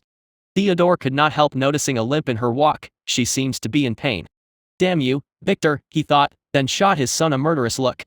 "You took advantage of her as soon as you got here. Can't you have mercy on this little girl? Damn it, now it is too late, I can't take her." And with that, he abandoned his previous plans. Victor knew what Theodore was thinking about and flashed a wide grin at his annoyed father. He did that to Lily on purpose. He had to make sure that the family thinks he had already slept with her. Theodore shook his head and thought with a sigh that his son has fooled the entire family for the past few years. He seems to be a wolf in sheep's clothes, just like the rest of the family. He should take care of this son more in the future. He seems promising. Victor cleared his throat and interrupted Theodore's dark thoughts. "Father, I want to remove the Assassin's Hall soul mark from Lily and put my own as per family rules," he said. "That is easy," Theodore said. Then he took out this golden token that hang on a chain around his neck. Theodore ordered Lily to give him her back, then he pointed the token on her neck and activated some sort of command. A light shot from the ring and the spider tattoo on Lily's disappeared, leaving behind a very faint family crest. "Now she has become ownerless, it's your turn, use your identity jade to brand her," he said. The identity token is the one he was given yesterday. It is a low-ranking artifact with functions related to the family. Victor looked Lily in the eyes and she looked back at him, then nodded. Then she revealed her white nape before him, so he took out the purple jade hung around his neck and pointed it at Lily and activated the branding command. A red light shot towards Lily, making the family crest flash before reappearing, indicating that the owner has changed. Victor quickly made the crest disappear using his token. He didn't like its look on Lily's white neck. Now, no one in the family would be able to take her away from him. Chapter 19, The Flight. After breakfast, Victor had a brief discussion with his father, where he requested some documentation for Lily, so Theodore ordered George to prepare them immediately. After everything was ready, Victor left the house after saying goodbye to his father, who only seemed to be interested in giving Lily a goodbye hug. It's not that he still has thoughts about her, but with her bloodline and talent, she was the perfect daughter-in-law. He wants to see her give birth to his grandchildren fast. If they also turned up to be as talented as their parents, his rank in the family would become even higher. This made Victor suddenly remember something very important. He quickly went back into the house and talked to one of the maids, then returned with a veil and handed it to the astonished Lily. "Cover your mouth with this. Your beauty is going to cause me a lot of problems," he said in an annoyed voice, but Lily, who quickly put on the veil while smiling, knew that he was very jealous and protective of her. But the veil was barely able to hide her beauty, as even with only her eyes showing, Lily was still a charmer. He could only sigh. His target was to live as a low-key young master, but with such beauty at his side, that will be much harder. It was noon when the black luxurious car stopped at the airport. This airport was built on an artificial island, near the coast of the central island. It was the only official way in and out of the archipelago. They did not have to wait for long to board the plane as it was a private jet, and they seemed to be the only passengers as the allocations of the awakened players will not be over in a few days, so the others can't leave here yet. The beautiful flight attendants welcomed them and led each of them to a wide comfy chair to sit on. These chairs are so different from the ones in commercial planes. Here each chair is so wild, you can squeeze in it 3 people if you try. And after fastening their seat belts, the plane shortly took off on time. Sitting on the comfortable chair, Victor could not help but yawn. He only slept for 5 hours last night. Then he looked at Lily, who was having difficulty keeping her eyes open. She slept even less than him, so he quickly stood up, took a blanket, and walked over to Lily's seat. Then to her and the flight attendant's surprise, he sat with her in the same chair and then put the blanket on both of them, then said, "I didn't sleep enough last night, and I need a good pillow, so I will use you," he said to the astonished Lily. Her young master is reaching new levels of shamelessness. She looked at the flight attendants, who had strange look in their eyes. "What are you all looking at? If any of you dares to disturb my young master's sleep, I will kill her," she warned. She sounded stern, but in fact, she was hiding her shyness. "You should sleep too. This is an order," Victor told her. "If I wake up to find that you are not asleep, I will punish you again," he said, and with that, he reclined the chair, then put his head on Lily's shoulder and dozed off. Poor Lily did learn her lesson the hard way. So she followed her young master's command and went to sleep immediately after giving the pretty attendants a threatening look. It was 6:00 p.m. when Victor woke up, and to his surprise, the situation between him and Lily has reversed. Now his head is resting on the seat's headrest, while Lily's head was on his shoulder. Feeling Lily's relaxed breath, it seems she was really tired, he thought, so he did not disturb her and looked around the cabin for some flight attendant to molest, but to his disappointment, he found none and the cabin was empty. Apparently Lily scared them away. Too bad, he thought. He wanted to flirt with some of them. Well, Lily will have to be punished again, it seems. He waited in silence for half an hour, using it to think about his next move. Vane City, a place full of memories. Back then, he had to take this plane with 10 others. And it was not a happy trip. The others kept taunting him. They were probably following someone's order. He will get his revenge, but it is not the right time yet. He was still too weak. His enemy was still not that strong at this time, but the forces behind him are. So he will have to blind them and act in the shadows. His first step would be to take care of their agent in Vane City, his enemy, his cousin. But that will have to wait until school starts, as there would be a chance for a hidden attack then. But he will need some preparations. He did hear of a dungeon that was discovered shortly after he arrived there. Maybe he can use it to level up a little and find some treasures that can help at the same time. Suddenly the lights in the cabin turned on automatically. It seems we are going to land soon, so he closed his eyes pretending to be asleep. As in this moment, Lily opened her beautiful eyes and discovered, to her dismay, that her head was on her young master's shoulder. First, she blushed, but then she panicked. What if the young master got angry? So she slowly raised her head and looked around, making sure there was no one in the cabin, then slowly adjusted herself so that Victor's head naturally fell onto her. Victor played along and his head fell again onto Lily's shoulder. So she breathed a sigh of relief, but this relief did not last, as in the next moment she heard her young master mocking voice. "Did you really think you can trick me?" Victor asked while keeping his head on her shoulder. "Sorry, young master, I did not intend to disturb you," Lily said in shame. "I am not disturbed. We will probably be landing soon." Victor raised his head then looked Lily in the eyes. "She seems to have rested well," he thought, as her eyes are no longer bloodshot. So he stood up and started to stretch his limbs while watching Lily tidy up the blanket with a smile on her face. She thought she got away with it, he thought with an evil smile. Before Victor could implement his evil thoughts, the captain's voice came through the internal speakers, requesting the passengers to return to their seats and fasten their seat belts, as the plane was about to land. Through the window, the sparkling lights of Vane City could be seen. Chapter 20, Arrival. Getting off the plane, Victor hugged Lily from the back like a perverted young master and whispered in her ear. "From now on I will start to act like an arrogant young master who fears the strong and abuses the weak, so play along with me," he ordered her. Lily was surprised, but she understood him and nodded her head. "Young master, you genuinely like to abuse the weak," she whispered in a faint voice. But Victor acted as if he heard nothing. They walked straight from the runway to the street outside of the airport, as this airport was operated by the family and he came in a private family jet. He didn't have to wait for his bags as he didn't have any, all of his luggage was sent to the mansion. As for Lily, she had none and she needs to go shopping ASAP. At the door, there was a luxurious car waiting for them. It held the logo of Horizons Media, so Victor recognized it at once. It was sent by his new company, so he walked towards it with Lily. Standing next to the car was a young driver with oily combed hair. When Victor approached him, he quickly looked at a photo in his hand and then walked forward and saluted Victor. "Mr. Victor White, I presume?" he asked to make sure. Victor nodded his head a little in confirmation. "Hello sir, my name is Leo, I am a driver in your company. I was tasked to pick you up by the vice president." The driver. "Why were you so late? You should have driven this car through the runway to get me," said Victor arrogantly, putting his hands on his waist. "How dare you make me walk? And where is that vice president? I heard she is a beauty, and even my father liked her. Why is she not here to welcome me?"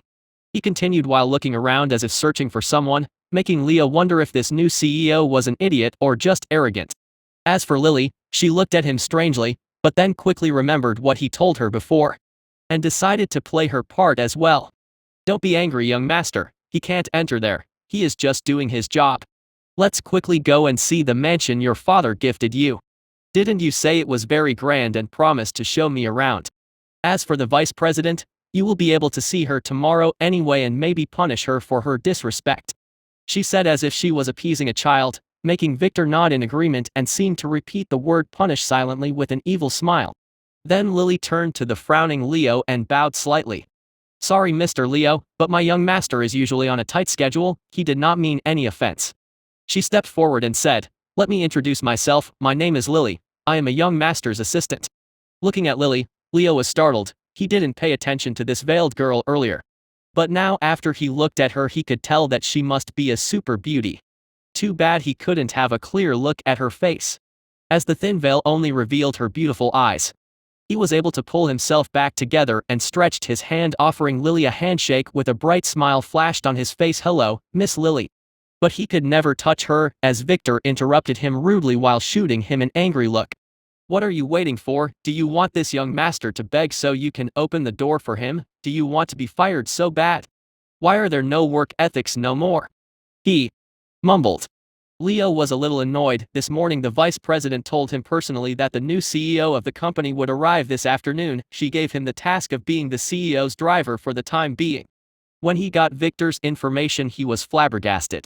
The new CEO turned out to be a teenager, so he inquired about him from the VP, but she did not tell him much, so he did his usual information gathering the old way, and after collecting gossips from here and there, he got a general idea. It seems this Victor is the son of the owner of their parent company, and he was here to attend high school, so his father gave him a company to train his hands.